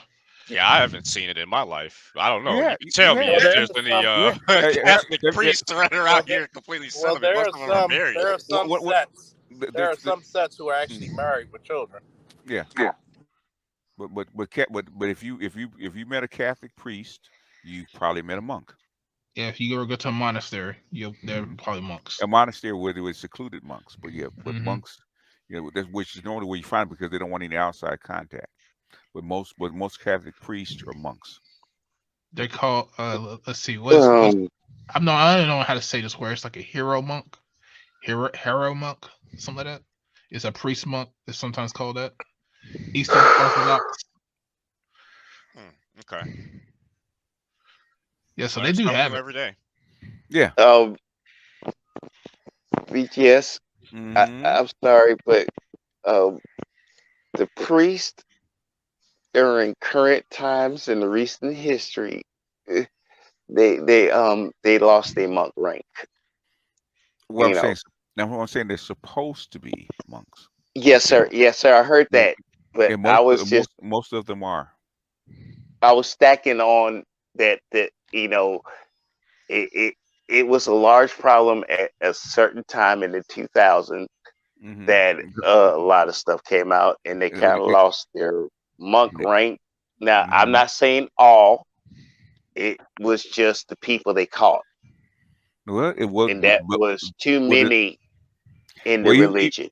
Even the people that they caught, the priests that they caught, was a very small number of people. It wasn't a large number of people. I totally agree, but it was too many for the religion itself, and that's how it got so blown up to be a problem that they still worry about today. You have more bad cops that break the law than you have priests that break their vows. Hell, they all broke their word, and that's what matters. Who are all the priests? What are you talking about? Which one? Cops or priests? Whoever broke their word and said they wouldn't do it. What are you talking about, man? Because that don't make any sense. Whoever gave their word and say they're not going to do it, but they do it, that's who I'm talking about. I don't give a damn if you're a priest, a firefighter, a cop, a dude that... Well, they all didn't break their word, sir. The way you used it. I didn't say all of them. I said who broke their word. Okay. I said who, not all. I said those who broke their word were lying. That's it. You're doing it again. No, don't be saying stop because I didn't say all. I said those that broke their word. Okay. Period. All right, you can replay the tape. All right, LaShawn. Oh, okay. So, in other words, y'all just gonna assume. We know. Not replay. All right. I'm just gonna be honest with you, dude. You're drunk. Dude, be honest. Go ahead. You're drunk. I'm talking too much because you don't want to listen. No, because you don't respect what I got to. No, because you're drunk, and you can say I'm drunk, but the problem is, and I can say that you're drunk, and I just muted your ass. You do this all the time. When you drink, you get on panels. You keep talking and talking and talking and talking and talking all over people. You've done this before, even on Art and Styles panel. You have done this before, man. I don't care if you're drinking, but please understand how you coming off to folks. Can you realize when I speak, everybody want to overtalk me and assume I'm talking shit? LaShawn, y'all can't even give me 45 seconds. LaShawn, let me talk to you for a second. LaShawn, you did this on my show before. You got to be real respectful. I'm not one to say a man can't drink shit. Sometimes I say you need one. But you got to be respectful when you're on somebody else's panel. And if you feel as though the alcohol is taking more control of your senses than normal, you either mute or you excuse yourself off the panel. It's a respect thing, man. We love you. We love your support that you give us, but you still that doesn't give you an excuse to be disrespectful. You feel me? Charles, I'll put myself on mute. I say I'll shut up.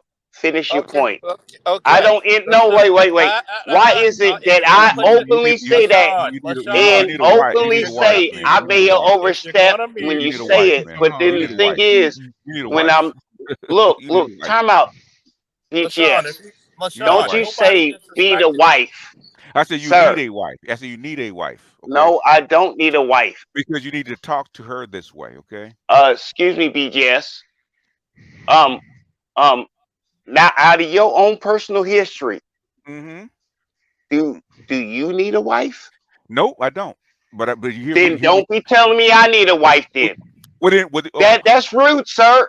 We both got the same personal history, but you don't know my personal history. You telling me I need a wife, but you live with a wife just like I did. Shut up, okay? I dropped him. He does this all the fucking time. Whenever he drinks. Yeah, if you really want to talk that much, man, you have a whole YouTube channel. Go to YouTube channel, cut on the mic, and talk all you want. I don't have a problem with it, but whenever he drinks, he gets like this. And if you can't control your liquor, you probably not don't need to drink. Just saying, man. I'm not sure if he's drunk. I'm he not is gonna drunk. make that assumption. I will, because I know him. Charles knows him too. He's done this before when he's drinking. When he's drinking, he does this. Yeah, he does that a lot because he was on my stream doing the same shit, and I'm like, yo, you cool as fuck when you sober, but when you drink, you can't handle your liquor. Yeah, I mean, like, you gotta fall back at some point, man. Like, there's like 6 other motherfuckers on the panel besides you, bro. No disrespect, but you gotta chill, man. You know, we talking about a topic and you going all over the fucking world with it, you know. Bring it back at some point pretty quickly, you know. But yeah, that's problematic. I mean, shit, we sitting here talking about monks and now we're off in the weeds somewhere else. Like, what are we talking about? Yeah. Hey, I got something that I'm siding with Rashawn right now. BJ's ain't got no wife because he in the jacuzzi right now with like 8 honeys. No, man, he over there pimping. hey, Ezra, you know why I don't have a wife? Okay, it's because I can already guess, but please proceed. You know, my last girlfriend was a nut. Okay. Yes. and I was in my mid-50s, and I had I had baby mamas. I had too many pregnancy scares. Had too many, 3 or 4 bitches at one time, all kind of bullshit, man. And basically, I said, you know what? I got tired of dealing with women. Period. All the emotion, the time, it is a labor, headaches, emotional labor, headaches, time, and money that you be spending. Money that you. I understand, sir. All the negativity. That's why I don't have one. Okay. I know. I get it. I was just totally joking, but yes, I know. Yeah. I've heard part of your stories before. Like, I just got my Emancipation Proclamation from child support. So trust me, I know the struggle. I got kicked out of school for reading books to my daughter in her class by the mother. Yeah. So I understand. She just turned 19. I was at my grandson's birthday. And I've been married for 20 years. Oh shit! I could tell you when I became a damn monk myself. When I was fucking a chick on the balcony, and then I looked to the side. I said, "What the fuck am I doing with my life?" And then I just got at it. I left that chick. I said, "No, I don't want to do this no more." I've had one of those moments. Well, I just I understand. Yeah. It's like I can't do this no more. In other words, is this all there is chasing? Yeah, there's more to it. He looked up in the sky at the night sky with the stars. Like, you ain't shit. You ain't shit, BK. Is this all there is? It's all there is. Yeah, really. Is this all there is? Yeah. Hey Art, did you look like Vegeta when they had that meme when he looked into the sky? Yeah, that sparkle in his eye, child. No, it wasn't even a sparkle. It looked at disgust. I was disgusted. I was just joking. He looked up like in Vinland Saga. He looked at the sky like that one kid. He was like, "Damn you, God!" Yes, and the pussy wasn't shit either. The pussy was trash. That helped with the vision. The pussy was trash, and I was just like, "Man, let me get out of here. I don't want to do this shit no more." Like, fuck that shit. Oh, man. I'm dead. Oh, man. So I spent my money on myself, and I got all these statues around me, and I'm happy. Jeez. Well, the thing is, and I've coached some guys, man, especially during COVID, they had to go through one could, and I was trying to tell them, hey, you know, if you want to if unless you want to stay a monk, what you need to do, even if you don't date, you have to continue to talk to women that actually relate to them. Otherwise, you're gonna kind of lose your resistance to their bullshit, right? And every brother that didn't do that, man, when they had to start dating again, it's like a month, man.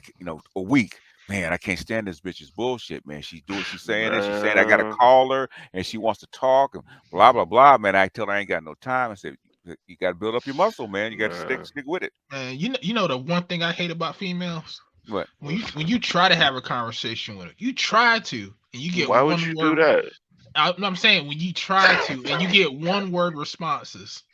That shit used to irk the fuck out of me. I was like, I'll hang up. Because you're talking about stuff they don't want to talk about. Right. No, I be trying to be saying like, oh, what are you into? Like, no, oh, nothing. I don't do no shit. And then I leave and be like, oh, you just want to leave? You don't want to talk to me? I was like, bitch, I have talked. You ain't said shit. She wants to be, in other words, she wants to be on the phone with you. It's about connection. Yeah, you can't connect. Nobody don't talk. Really, all you have to do is ask you how was their day. That's all you need to say. Pretty much. There's a bitch calling me right now. And let it rip. Man? And let it rip. She'll tell you everything. You want her to talk? How was your day, baby? Fuck you, don't call me. Man, I'm trying to tell you. Oh boy, here we go. You can write a movie script off of just one convo after that. Well, see, that's my thing. Like, I could listen to her have her day, but when it comes back to me, it's just like, oh, I'm not interested. Oh no, yeah, fuck they're not. That's why I say fuck you. Then women talk about they're emotionally intelligent. Yeah, not really. Yeah, they're not. They're not. I wonder how they actually come up with that measurement. Isn't that the weirdest claim? Why is that just just like a survey result off of like pre-research or some shit? Like, hold on, wait a minute. Well, basically, it's based on a couple of things, right? One is feminist rhetoric, and also they're better at picking up social body language and social cues because they have to. Right? They're socially intelligent. Their minds are actually wired because they have babies, right? Kind of. To actually pick up non-verbal cues. Okay, that's what they call emotional intelligence for women. Is that the bar? That's the that's the bar. But the thing is, and this is the thing. That's what I'm trying to work with Dr. T. Actually, write his book about emotional intelligence, right, for males, right? Because what women want us to do is pick up the same cues the same way they do and respond the same way they do. Men are actually just as emotionally intelligent as they are. Things we don't express it the same way. I would argue we're actually more emotional intelligent. What's going on, Art? What's going on, man? In a lot of ways. Well, the thing is, and this is something that this was why I always, when I talk to women differently than guys. I always tell guys when they come in and say, we don't feel, we think. Right? Because guys will most guys will run whatever feelings and thoughts or whatever they have through their logic brain first, right? Okay.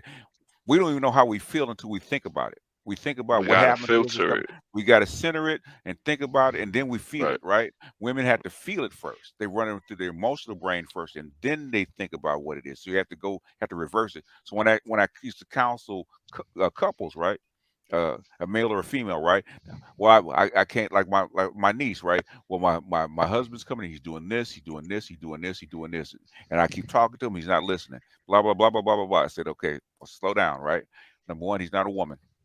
Okay, number two, you're talking to him like a woman. He's not a woman.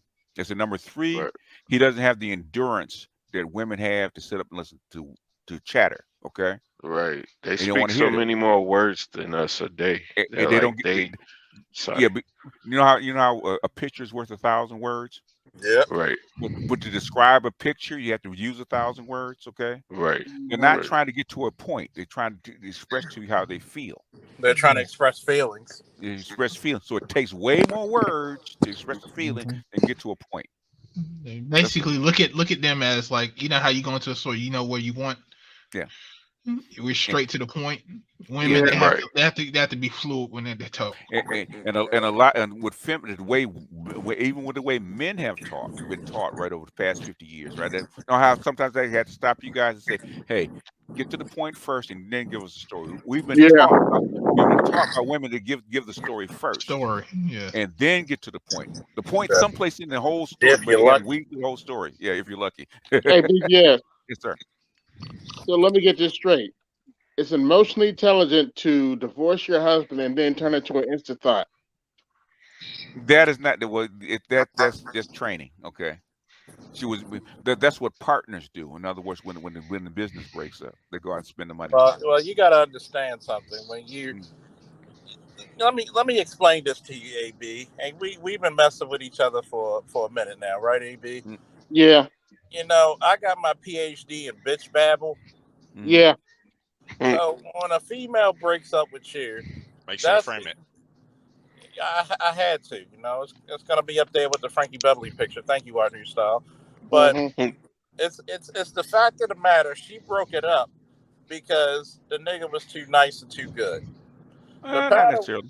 The Padawan spoke to me the other day, right? Uh-huh. There was this girl that he's friends with. Mm-hmm.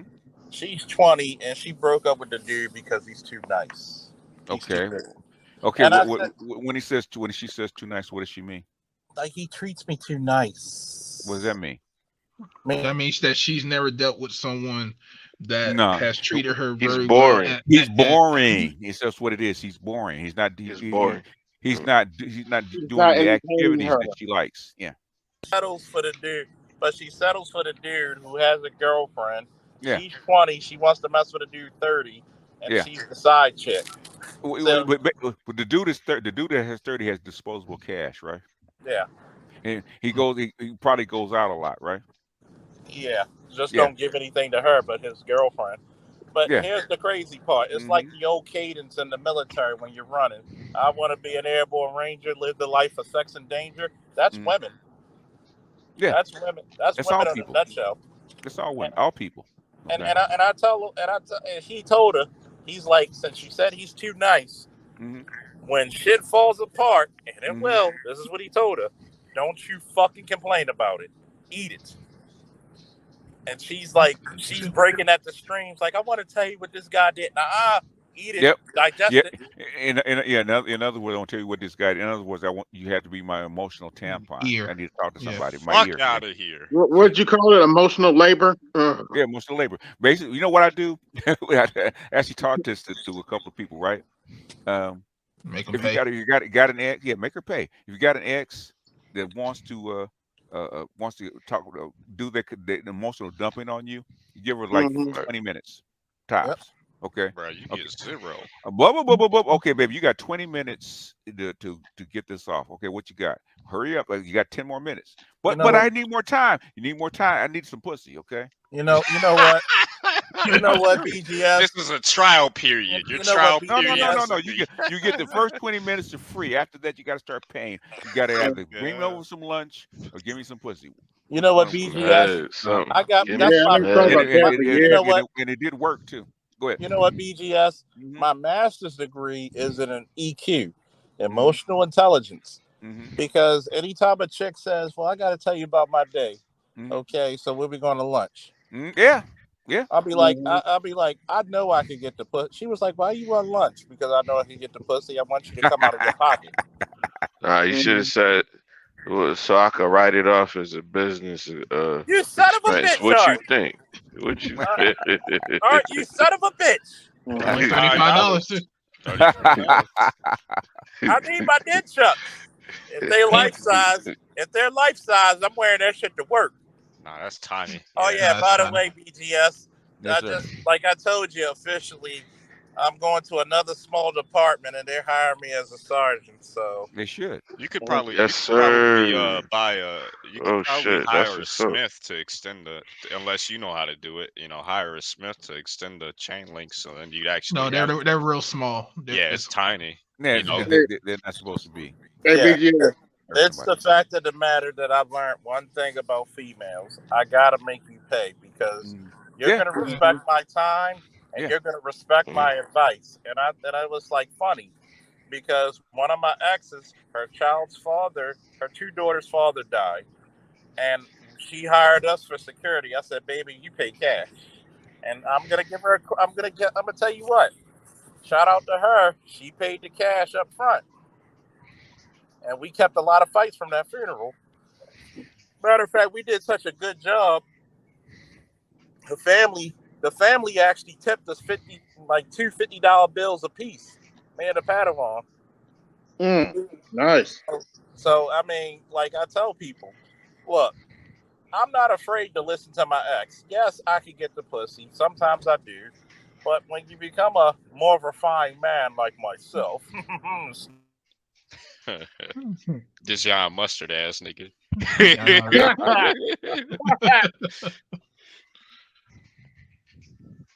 He done went on big mute. Got him. Yeah, Got him. hey, BGS. Got him. now I'm gonna say my comment, nigga. You pickle jaw ass nigga. But anyway, I think I may have touched the dirt with one of my shorts. I released a short called y'all keep letting the Democrats play around. He's gonna be 47. I'm at 2,300 views now. Okay, cool. you know what? Short's a way to get in. I actually shared that AB, and I I saw feel that. what you said because I'm looking at it and I'm like that Glover. I was like, yo, y'all fucking up so well that you basically making this nigga do the gangster boogie back into the office. Yeah. And I'm like, do y'all even understand how fucked up that y'all really make shit? And I'm like, here it is, right? And one of the fucking things that actually makes a lot of Americans resist and resent like Democrats is you have a lot of people who are Democrats and Republicans who like their guns. Yeah, we got and I talked about it earlier today on Art's channel, and I said, look, if you really want to fight against active shooters, you need to actually come with a comprehensive plan. Because you motherfuckers are nothing but a bunch of cowards and draft dodgers. I like to bring that back. Mm-hmm. You're not going to actually come up with something. And Americans are like, look, I'm one of those people who says, look, I'd rather come to a scene where somebody breaks into a woman's home or a man's home. I'd rather see a dead suspect than accosted victims. And I'm like, y'all really putting people in a bind where you're not giving anybody any help, any real health care. You're fucking off. You're giving so much money to Ukraine. But and I'm kind of with BGS. I'm kind of seeing why everybody's starting to pull back when they because America's fucking with everybody's money.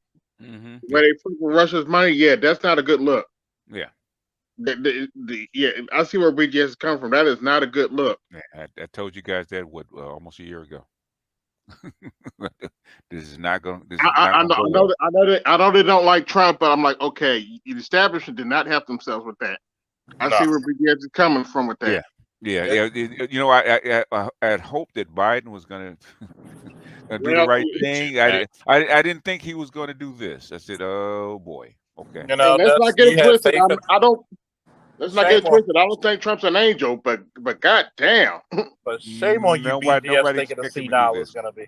Shame on you, BGS, thinking the senile was going to steer this back on course. Basically, this is basically a very, very like a 25-year-old plan, and he's not as senile as you think he is. He's not as senile, but there's some things you gotta be. I'd rather him be a mini tyrant right now, because at least you know where the fuck he's going. Yeah, we know where he's going. We don't like where he's going. We know where he's going. I do, but you know, the thing is, I didn't think it was this. But when I saw what they were doing, I said, oh shit. I said, this is not going to go very well, because I know what they're trying to do or what they want to do. It's a bit late for that. You instead of making things better, you made things worse. I'm probably gonna be behind the wall tomorrow. I could probably talk about it better there. Are you gonna do the what's it called thing? The Patreon, yeah. Sweet. Not the Patreon, but the what's the new stuff? Talking about the webinar. The webinar. Yeah, I'm gonna try it. I'm gonna try it tomorrow. Hey, BGS, you got my other number, right? Yeah. Yeah, because I might have to call you on that one, because I want to make sure that our brain cells are in the same direction because I mean, we can play it because they kind of explained it a little bit. It's like they're like a year late, but thing is, I think they finally saw it. Let's see if I can find it. It'll probably explain it better than I can. Well, you know, my ex-girlfriend, she's about to graduate this year for a bachelor's, and she's like, she always messes up your name, but tell VHS thank you about VHS. Yeah, well, everybody does. What is she thanking me for? What did I do? Because she was like, remember years ago I was listening to y'all on YouTube talk about Roe v. Wade, and she's like, now I'm listening to my law professor talking about how, and this was before Roe v. Wade was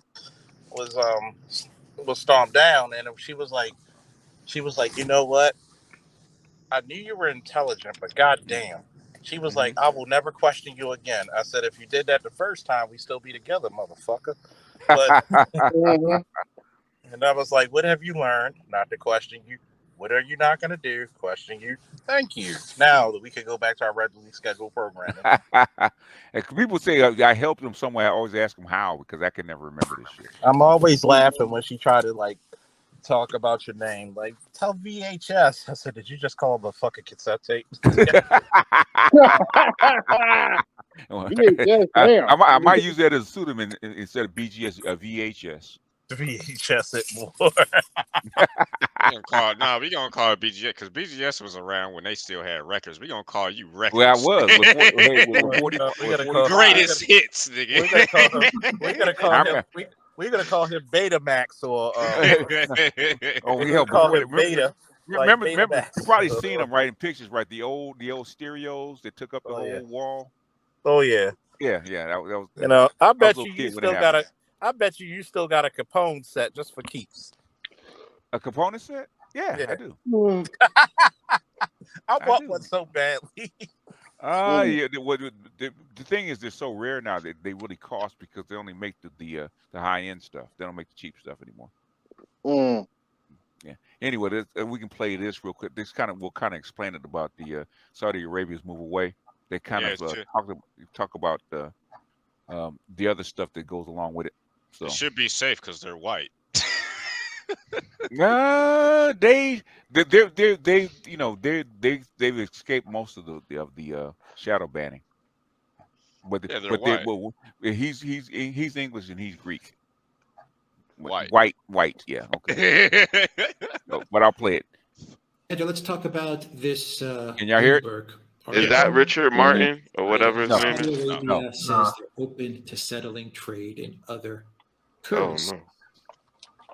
And this is getting quite a lot of talk and discussion around. Yeah, y'all want to speed it up? The fact that Saudi Arabia. I think this is fine, but you might want to full screen it. The USD. We have a whole lot of other countries that are settling trade outside of the USD right now and are working on big trade deals with each other outside of the USD. Russia, India, Iran, China, South Russia. America. It's happening, and it's happening a lot faster thanks to the policies, I would say, thanks to the policies of Joe Biden. What do you think? Absolutely. Now, this isn't just Bloomberg reporting this. It's not just, some reporter coming along and writing this story, which would be interesting in itself. This is an interview given to Bloomberg by a Saudi minister.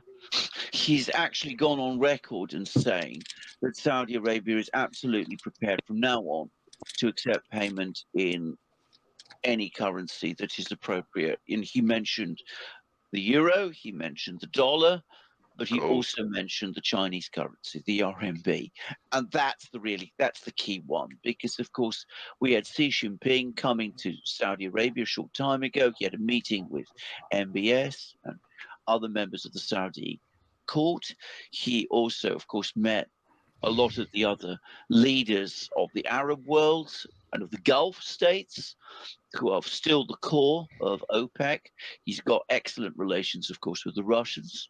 So you see that the Chinese are now maneuvering to fill the place that the US used to fill as being, the big oil importer paying for oil in its currency. And the Saudis are going along with it. And I don't think it's just going to be the RMB, by the way, because there's growing talk. It's now just been confirmed by South Africa that the BRICS states are now working on their own payment systems, including, I gather, an alternative to SWIFT, a new reserve currency, all of that. Now, we've talked about this before in programs, that this seems to be the direction of travel with the Saudis. We've now had confirmation of that from a top Saudi minister, a member of the Saudi government, and he's come out in public. He's clearly been given the green light to say it, and he said this in an interview with Bloomberg. So the days of the petrodollar are coming to an end, and the petrodollar was an essential element in the fact that the dollar had reserve currency status, because it's still the case that the most important, widely traded commodity is oil. No modern industrial economy can function without oil. So if you want to build up your economy, if you want to run your industries, you have to have oil. And if up to now you had to pay for that oil in dollars, that obliged you to keep dollars in your central bank and other reserve accounts. If you can pay for your oil in other currencies, then you don't need to have dollars anymore, and the reserve currency status of the dollar therefore comes into question. So this is big news, and it's very big news that the Saudis are now coming out and saying it openly. What other big deals are you anticipating in 2023? Right. The two big deals and the giant ones are between China and Saudi Arabia. I mean, and this is now clearly working its way through. We're probably going to see a huge trade deal coming. It's highly likely Saudi Arabia will join the BRICS before very long. They're trying to work their way towards doing so. So this is on the way. The other big trade deal that's coming is India-Russia. And interestingly, it's the Indians here who are making the real running. They've come up with a huge list of items of export goods that they want to be able to export to Russia, all the way up to our AI, top electronic and that kind of product, software, those sort of things. And they want to team up with the Russians on all of those sort of things. And they want that trade to be in rubles and rupees. So again, outside the dollar. So it's those two are the big ones: China, Saudi Arabia, India, Russia. But there are other lesser ones happening at the same time. Russia, Iran. I mean, that may seem less, but potentially it's a big one. But that's definitely on the way. Russia, Turkey, and that's also a big one. And presumably China will be involved at some level with all of those too. And of course, at some point, once the summit meeting that's been talked about between the two leaders happens, potentially Saudi Arabia, Iran. I mean, that may be some way off in the distance, but there's now increasing talk that MBS is now looking for a meeting with Iran's president, Ebrahim Raisi, and that this is on the way as well. The Biden White House really accelerated de-dollarization. I mean, it was bound to happen. Yes. Okay, the dollar was going to be used less and less, but I was thinking 30 years, 40 years in the future. Yes. I mean, Biden took that 30 years of the future and turned it into 2 or 3 more years. Yes, I mean, agree. it's Absolutely. incredible what the damage is done. Absolutely. The other thing to say about this is that it's not just that he's accelerated it, giving the United States, by the way, little time to adapt to this change. But he's also doing it in a way that he's also brought it about. It's going to happen in a way that has now a clear anti-American agenda behind it. I mean, it could have happened organically. You know, more and more trade goes on between other countries. Those countries say to themselves, well, we don't really need the dollar so much anymore. And gradually, over time, they start to shift as their economies evolve. Might not have been specifically an anti-American thing. What Biden has done is, because he's tried to use the dollar, US dollar, you know, dominance, the reserve position of the dollar, as an instrument of economic war. He scared the rest of the world, the Chinese, the Indians, the Russians, the Saudis, everybody. And they say to themselves, well, look, we can't use the dollar because it isn't safe. So they're now not only going out of the dollar, but they're doing it with an agenda to protect themselves from the United States. And that is almost by definition an anti-American agenda. Okay, we will end it there at theduran.locals.com. Also look for us on Rockfin and the Duran Shop, 10% off. Okay. It is what it is. Okay, I mean I don't know. that'll give you a brief explanation about what's going on. So I think that will answer some questions. Yeah, so there's a lot to take away from that discussion, and really just the overall geopolitical game that's going on currently. I mean, there's a lot of insights to pull away from that. For instance, the de-dollarization concept and the way that that's going to affect Americans here on the ground, and the impacts that's going to have on our obviously our quality of life here in America, and things that we've already been talking about in discussions prior, not necessarily just recently, just period. Go ahead, Art. I wait. Somebody came up. Well, it's Charles. He's got two icons, so I'm trying to figure out what is it. This is him or what? Charles. Just keep going. Just leave it up there and just keep going. Charles chime in. Okay. So if not, just drop him. He'll come back up. That's 40% of the world's money right there. The BRICS nation. Some of the BRICS nation? Yeah, that's what all those countries they talked about. That's basically what they are, BRICS nation, and more are joining. Yeah. It's been utility. Everything. That's why they're gathering gold and silver and palladium and stuff like that. They've been doing that for back up. I'm sorry. They've been doing it for 25 years. It's a little deeper than that, but yeah, they've been basically China's been working on this since 1995. Okay. Accelerated 2008. They've been working on a parallel system since 2009 or so. And what they were saying is that what's going on in the past year or so has accelerated what was already going on. So, right. So in other words, I remember, I said this was an end game. It is. We are because if they do end up ultimately capturing India and India is already part of the BRICS. Yes, right. They are. If they end up fully being able to trade outside of the petrodollar in that way with oil, right? So we end up with a major problem. That's just one country, right? So this doesn't even factor into the national security risk when we start to talk about places like Iran. You know what I mean? Because that becomes obviously a potential flashpoint for conflict.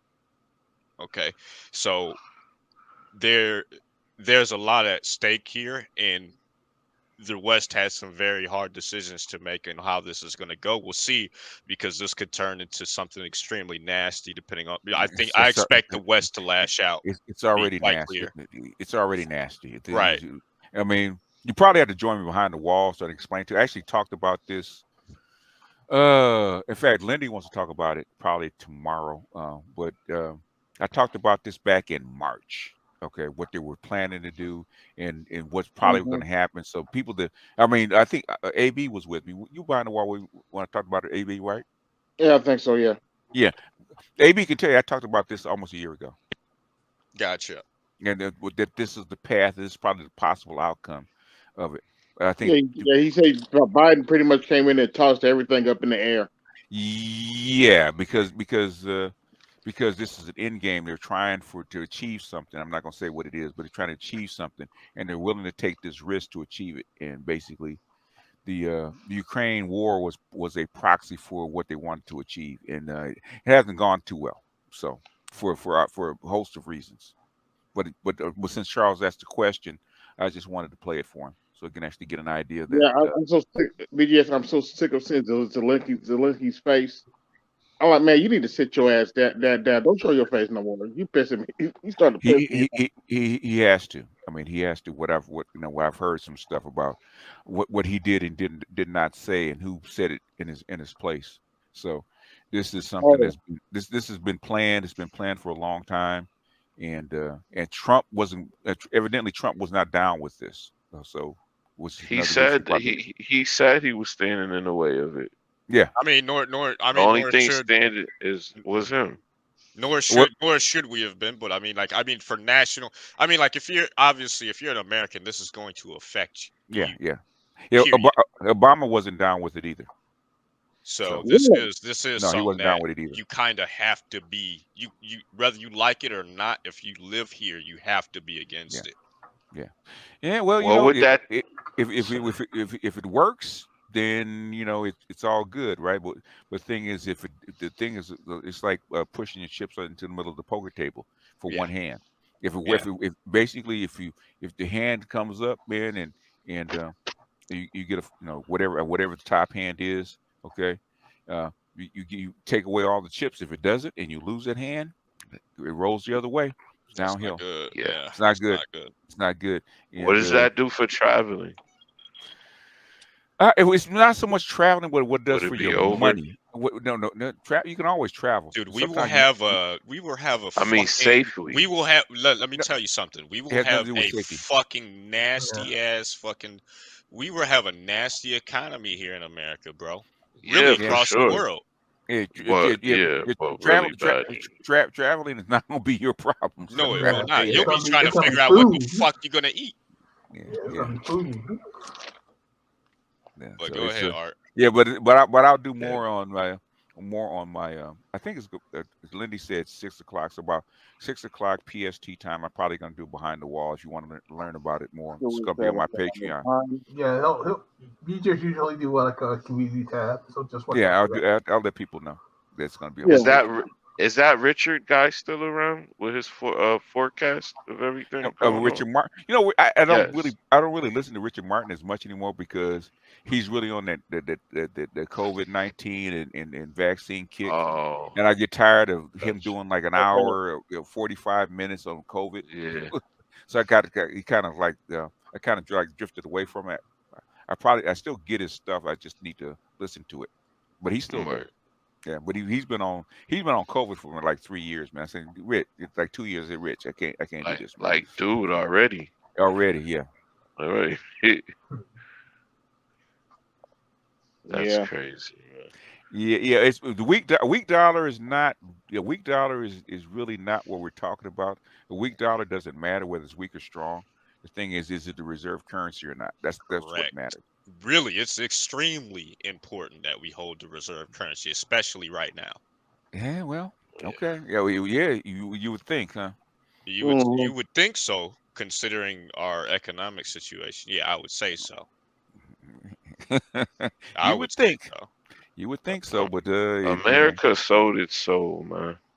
We gave away all our manufacturing. We let places like China buy our debt, our bonds, our land. Including farmlands that they refuse to grow food on for us. If people hold they own us. They don't own you. But the thing is, if you sell them debt, you have to pay the debt off in something, right? Yep. Right. That So means they're so paying you Japan, back in Japan, dollars. Japan is about to start flooding us back with the bonds for that we distributed to them. there's a lot of stuff that went on this year was high risk, or last year was high risk, and this is the fallout. So just get ready for the fallout. Yeah. What can we do? Nothing. Get fucked. Nothing. I mean, I got a room full of like prepper stuff, but like, okay, the thing is, it enough? prepping is good for 30 to possibly 60 days if you're in Well, the city. I've been aiming for 6 months to 2 years. I'm not at the 2 years yet. Listen to me, okay? Yes. Listen to me. Yes, sir. It's good for 30 to 60 days, right? Because if you have food and nobody else does, guess what's going to happen? Hey there, I'm gonna knock on your door, bud. That's why I don't let nobody. I don't let nobody know. If you're not out scrounging for food, that means you have food, right? Correct. Yep. Mm-hmm. Well, knock, motherfucker. I trust me. I get what you're saying, because even when I went shopping, I kept low key because of that way of thinking. Listen to what I'm saying. Listen to what I'm saying, right? Real carefully instead of talking. Listen to what I'm saying, right? Okay. You live in a fairly large city. Outside the outskirts of Atlanta. Right? Oh. You live in a metropolitan area, right? I'm trying to go out farther. Listen to me. A metropolitan area, right? Yeah. Okay. You live in a metropolitan area where people can actually walk to where you are or drive to where you are, okay? You're good for 60 to 30 to 60 days, right? What you're supposed to do is pack up and get the fuck out as far away from metropole as you can, right? Yeah, that's what I'm doing now.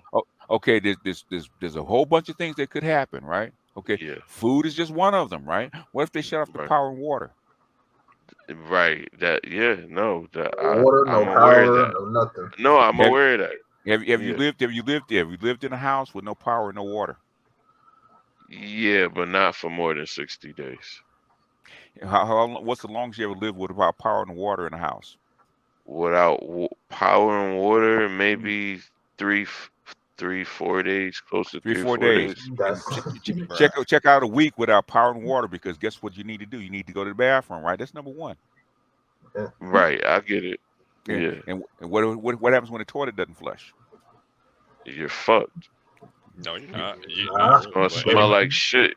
The water's got to go. You could dig a hole, but the thing is, what happens is everybody on your block or in your area is doing the same thing. What's going to happen? It's going to stink. It's going to stink. In other words, with food, water, electricity, all that kind of stuff, and then most food supplies will run out within 2 weeks, right? If you got supplies, they're gonna start knocking from door to door trying to get something to eat.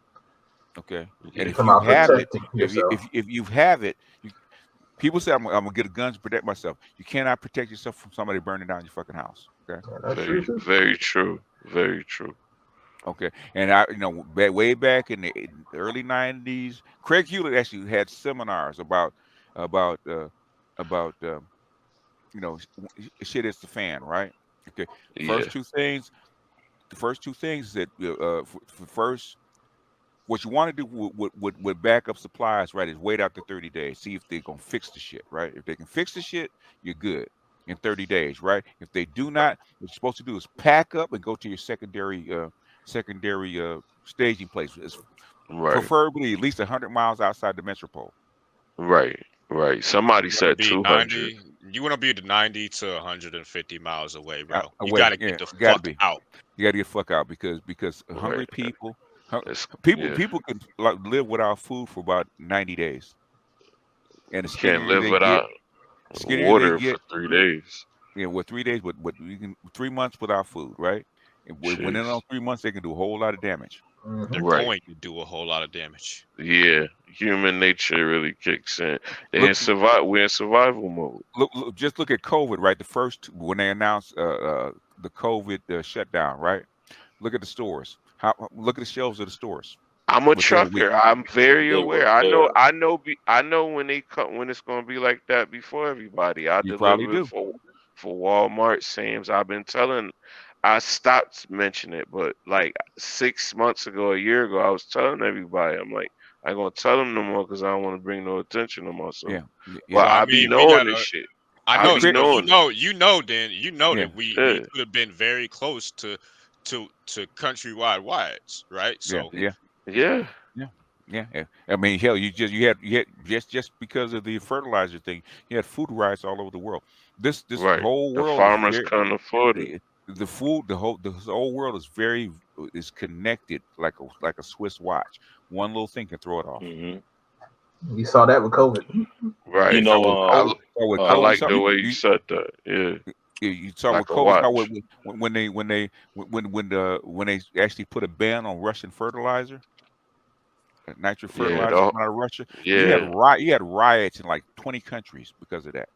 You had riots. Yeah, our supply chain was going bonkers, man. Because your supply chain's already fucked up behind COVID. You guys are truckers, right? I am. The supply chain never got corrected from the shutdown of COVID, has it? Not totally. No, it didn't. So in other words, basically, if you have another shock to the supply chain, it's going to be even worse, right? Because way worse. Yeah, it's going to be way worse. Yeah, it's going to be way worse.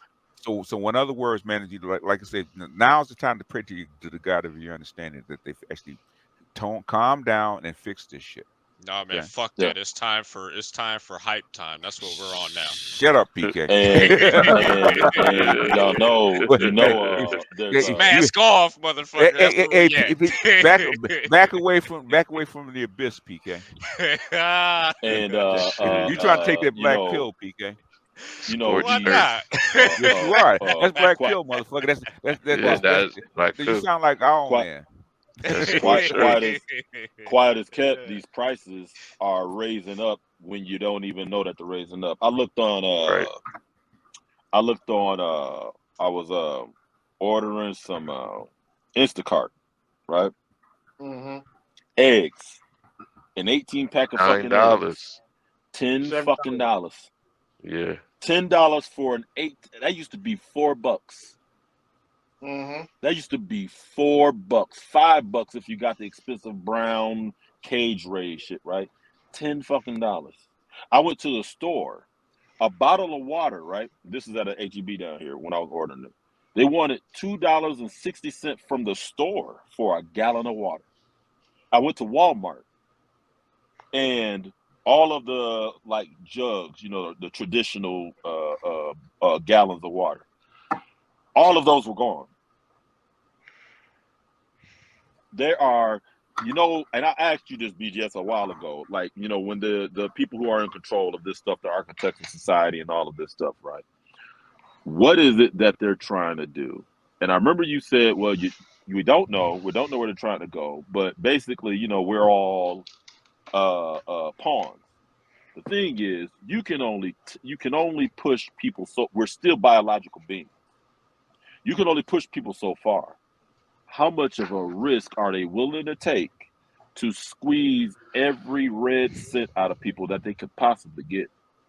At some point, somebody up here at the top, who are supposed to be uber intelligent, the most intelligent amongst us, right? Super smart. Yet they're like, okay, I was talking to somebody the other day when they say the old saying, the straw that broke the camel's back. Well, you know something? One straw didn't break the camel's back. If adding an additional straw to the if adding an additional straw to the weight that you're carrying will cause you to break down, then you are already carrying too much weight. They have people, and that's why a lot of people are snapping right now. That's why you're seeing some of the shootings that you're seeing right now. That's why you're seeing some of the behavior that you're seeing from women right now, not even just black women. People are meant to be under this sort of pressure. I just read a story on how a school teacher that got laid off killed and dismembered her parents. We're not meant to be under this kind of pressure, man. We're really not. What the heck? I'm gonna tell you this one thing and one thing only. I've looked at the abyss. Matter of fact, I've taken the black pill, and the bitch tastes like Skittles to me. I love it. And I'm the utilitarian. I'm the motherfucker. I'm one of the few motherfuckers that hold this shit together. Okay. And I want people to really. Truckers. I want people to really put their ears to the fucking speaker and listen to what the fuck I said. Besides truckers, firefighters, police, military, we're some of the only motherfuckers that keep this country afloat. You are not fucking lying. And they and you know what? These people have no fucking idea there, Charles. And they I'm have gonna no tell idea you, how true that is. Your ignorant bliss is going to become your undoing. Yep. When I told hide your head in the sand. How long have I told you motherfuckers to make sure your boys go to that goddamn military and get some skills so they can at least know how to survive and bring them back to the community? Mm-hmm. How long has it been? Almost a decade now, BGS? Mm-hmm. Yep. I mean, just the Gray Faulkner initiative, and that was when I first heard about it was 2016, 17. So you got to think about it. A lot of people look at my humorous nature and think that I'm some village idiot or some type of fucking, Harley Quinn or some shit. And little do they know. But y'all don't even know what the fuck I've seen and what the fuck I know. Y'all really don't know when I had a general sit down, a 3-star general sit down for an hour and tell you some of the ugliness of the world. Oh, they're very cute. Mm-hmm. Yeah. Well, wait, that's not the average black community. Hey, let me tell you something. When Smedley Butler was a Marine Corps general, and he wrote a book saying war is a racket. I don't think people quite get, Charles, sometimes when you're trying to warn people about stuff, people think everything you say to them is a conspiracy theory. Mm-hmm. Even if it's just common sense shit. Do you know that most of the things you know about the world is common sense? It's just common sense. You add 2 and 2 together. Look, think about this. No one actually has to teach you that 2 + 2 = 4. You may not call it those numbers. You may not know to name it that. But if you hold up 2 fingers on each hand, you're going to know that represents something. I'm going to put it to you this way. It doesn't matter if you call it 4 or not, right? I'm going to tell you something, Meech, that I said years ago. Common sense is so rare that nowadays it's declared a superpower. You are not lying, man. And I'm gonna tell you. Wow. When we had the riots in Baltimore, all the people who hated the police were worshiping us like gods after 3 days. We were literally gods. Us too. There was no fucking restaurant. When I opened up my wallet and you saw a badge, I didn't pay for food. I went to expensive places for dates. But there was no place where I paid for food. Mm-hmm. And you know what that's called? I can't say that. That's called that's called appreciation, Charles. People don't appreciate shit until they don't have it. That's what BGS was just saying about not having running water. You don't appreciate it until you don't have it. So that's most people. Let me throw this out here, man. And wait a minute. This is happening more often, and people don't realize what's happening to them. Actually, what's happening is that people are being driven essentially insane because of the amount of information that's available to them today. So what's happened is that common sense is no longer common in today's perception. They actually found this out after the pandemic. There's actually a study that came out of Psychology Today that our intuition or innate knowledge has been dropping precipitously in recent years, and the reason for that seems to be that the rate of change has increased so much that people can't perceive what is and isn't anymore. I'm going to tell you what happened with that, PK. I don't mind if I get a little real. Well, we got one more round, and then I have to go. I have to open in the morning. I know I know that diaper doesn't hold like it used to, but I'm gonna get real with you. Where BGS go? This is, he smokes bombs. He throws the smoke bomb. He's still there. Why do you guys? That's why I want to keep me around. All the time. BGS is like Dracula. He just disappears in a puff of smoke. Told you he's like from Konoha. He just throws the puff of smoke, substitution jutsu and shit. He's Hey, out. BGS. I'm gonna just say this. Hold on, y'all. I'm gonna just say this, and I'm gonna Check keep it this real. out while he talk. Hold on, I'm gonna keep it real with y'all, right? Mm-hmm. This is what happens when you keep a lot of fathers off the home. Number one. Bro, you better hide that, bro. I'm gonna come to your house, bro. You better stop. What? You gonna steal my father? For that Goddamn. too. That's what you're supposed to do. But thing is, like I said, you got to have a backup plan. That's like I said, it's good for 30 to 60 days. Oh yeah, but I'm I gonna know. tell you I'm aware. You're right. You're absolutely right. any good soldier will tell you this. It's Let me go not after as much Charles, as too. it's not as important as much as you could store. It's important as much as you can carry. Mobile. What you right? What you can mobilize with, He's because mobile. here's the problem with a lot of Americans. You've taken, and I'm gonna tell you this, and it goes to PK's point, because once in a while PK has one, and not just on his head, but in a serious, and a serious one, in a serious moment. Look, in a serious moment, this is the lack of fathers in the home, because fathers kept you logical. Number one, fathers kept you practical. Hey, even my father at 40, make sure you check the oil and make sure you check the antifreeze. You know how many women don't know to do that innately?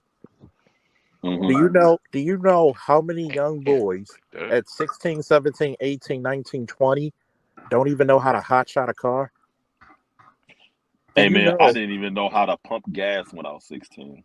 Let me put it to you this way. This is how badly it's gone.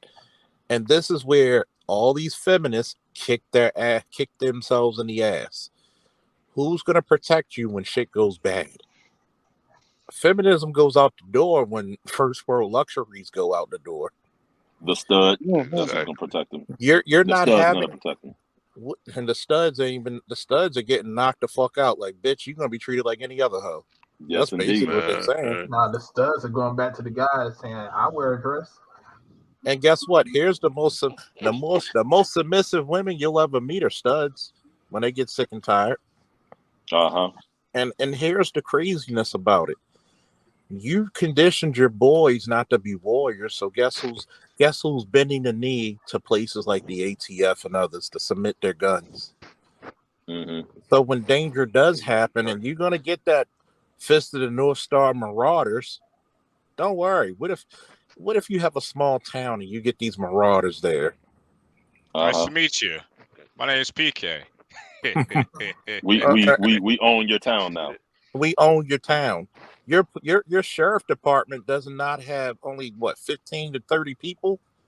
See, they joined me, by the way. They're with me now. You're spoiled by the metropolitan police departments. I need that in my life. That statue.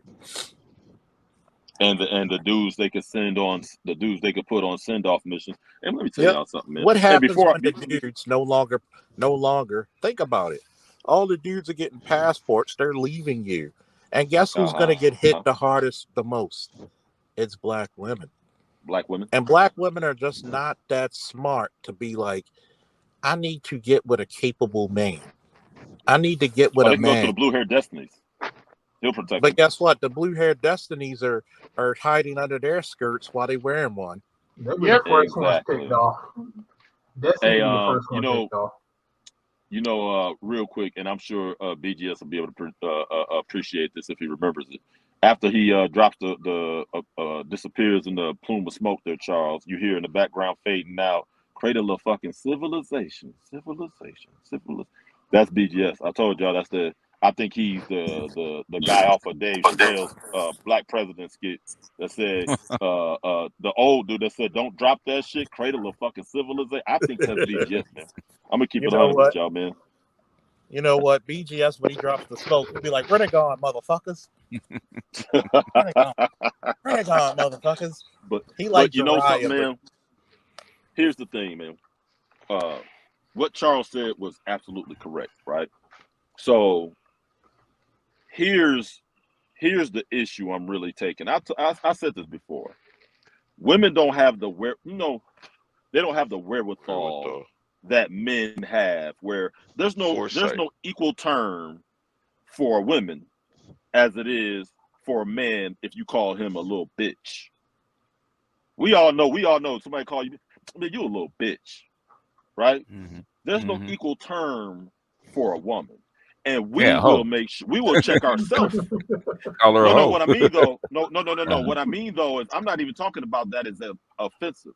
I'm talking about what it means when somebody calls you a little bitch. It means you're not being you're being sensitive. You're not being insightful about yourself. You ain't checking yourself. Men, we check ourselves. We don't want to seem like a little bitch. We'll keep ourselves in check to not seem like a bitch. Right? Women don't have that same thing. But they also seem, because we all agree that they're not stupid. Right? But I'm going to tell you this. Here's the area in which their stupidity does shine. Is that not only are we telling them what we know, not what we just think, we're also showing them that we are willing to act based on what we know about them. And they still, you know what it's like sending people who forward on social media the picture of stacks of $100 bills saying forward this, and in 3 days you'll be blessed with a certain amount of money. It's like they're just praying, they're just hoping that what they're doing will work, even though we're calling them out on what they're doing. We're telling them what they're doing. I'm gonna tell you something, Mr. Meach. The thing is that in most civilizations have created many stopgaps to place women in a protected class, so they don't actually have to deal with the world as it is in any sort of capacity. They deal with the world in the way it's presented to them by men that have essentially guarded them from it. So we've created positions and slotted them into society in a way that they're protected from the outcomes that men have to face. So okay, now I got something for you. Last round, because I gotta go. How do they so quickly forget when those WIC cards got cut off back when Obama was in office? Because that hasn't actually happened for any long period of time in modern civilization. But it can there happen. hasn't it, just because something can happen doesn't mean that women will, number one, have revel the in the moment. expectation. Well, there are two reasons why. I'll tell you. The The first environment reason, allows them. there are two reasons why. I'll explain it. Like you said, number one, women have short memories, very short memories. I mean, people in general do, but women especially. For instance, women oftentimes, and they join the feminist argument by virtue of the fact that they believe that they've been oppressed for all of civilization's history. And the truth is that there were men who died in many of these civilizations protecting them, even if they were captured and pillaged. Exactly. Right. Exactly. That was the case in many instances, is that countless men died attempting to defend them from the outcomes of being pillaged and captured and marauded. That's number one. Number two is that ultimately we've created, like I said a moment ago, many stopgaps to prevent these sorts of outcomes from happening to them through modern civilization. So they don't actually have to deal with any of the outcomes in relations to any sort of negative outcomes. They just don't. So we've created such a world in which they don't have to face, extreme poverty or extreme violence at the rates that men oftentimes do, as well as when it comes to working in the way that they've been slotted here, at least in the industrial age, to essentially earn for themselves without the attachments of men. They've essentially become mostly detached from the natural outcomes that they would have been exposed to pre-industrialization, which gives them the ability to believe that they truly are independent of men. So even if it may be true that they can be touched, and should things go left, they will be touched, they have the belief across the world now, in many places across the world, that there's no possibility for that to happen anymore. Well, I'll say this, and this will be my last thing I'm going to say here, man. And I agree with what you said. I completely agree with what you just said, man. Here's my thing. After you've been warned repeatedly, especially when you're talking about over the course of decades, and certainly when you're talking about the manosphere and the black manosphere specifically, over the past 5, let's say a strong 6 to 7 years, that they've been listening. They're commenting down there in the chat and everything, right? When you've been warned repeatedly, and this goes back when I say they don't have the wherewithal. I used to have a little bit of pity because, hey, it's not in them the way it is in us, right? Yeah. To try to want to right ourselves so that we can lead, so that we can be right. My thing is this. I don't want people say, oh, you just want to be right all the time. I want to be accurate. Accurate, right. I don't want to be inaccurate, right? It's not in them. And that used to make me feel a little bit of pity for them. But I look at it like this. It's like looking at a child. If you tell a child not to touch that stove, at the end of the day, you told them. And it's the same way with these women. You've been told. And not only that, you've seen it. Your passport bros is evidence of it. We're willing to leave.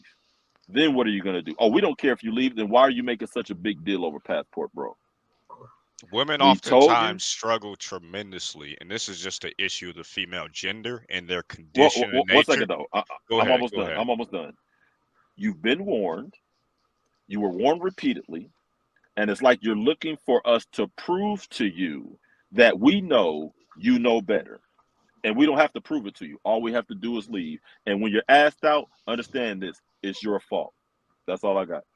I think you have far too. I think men in general, and this is a trapping really of the West, and also a trapping of modern capitalist industrialism and the way that we do it across the world now, is that we actually have the expectations that men and women are in somehow exactly the same on average, and we're not. And we're nowhere near the same. And so in a lot of cases, we have the expectation that women have the same level of natural insight and foresight that men generally do on average. Not all men have this, but I would say that most men to some extent have it more so than women do in the average, in the aggregate. So women don't generally think that way. They're not very introspective as in the way that men generally are, and they're not generally as forward looking in the way that men generally are, which means that they don't oftentimes create long-term plans in the way that men do. Sometimes they do, but it's rare. It's rare. It's exceedingly rare, even for the women who were trained and taught by men. If you find that, you've got something special that isn't something that is frequently found in the female gender. That isn't normal.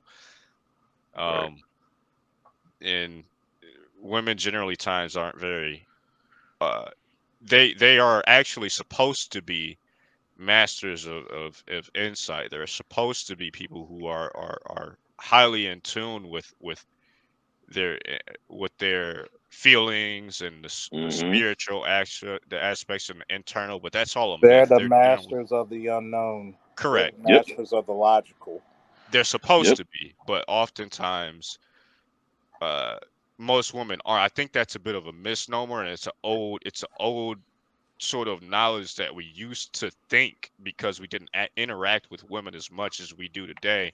But I actually don't believe that to be the case. I don't believe that women are as insightful as men believe them to be because of the mysticism that surrounded women as a whole, because we didn't interact with them in the ways that we do today. Well, I'm gonna say this. Hold on. You guys can still stay on, but I have to go because I have to, like I said, I have to open in the morning. So I'm gonna pull down this stream to when I get out, and then I'll re-upload it like around 5 o'clock tomorrow, so I can take out those couple of parts that I got trolled on.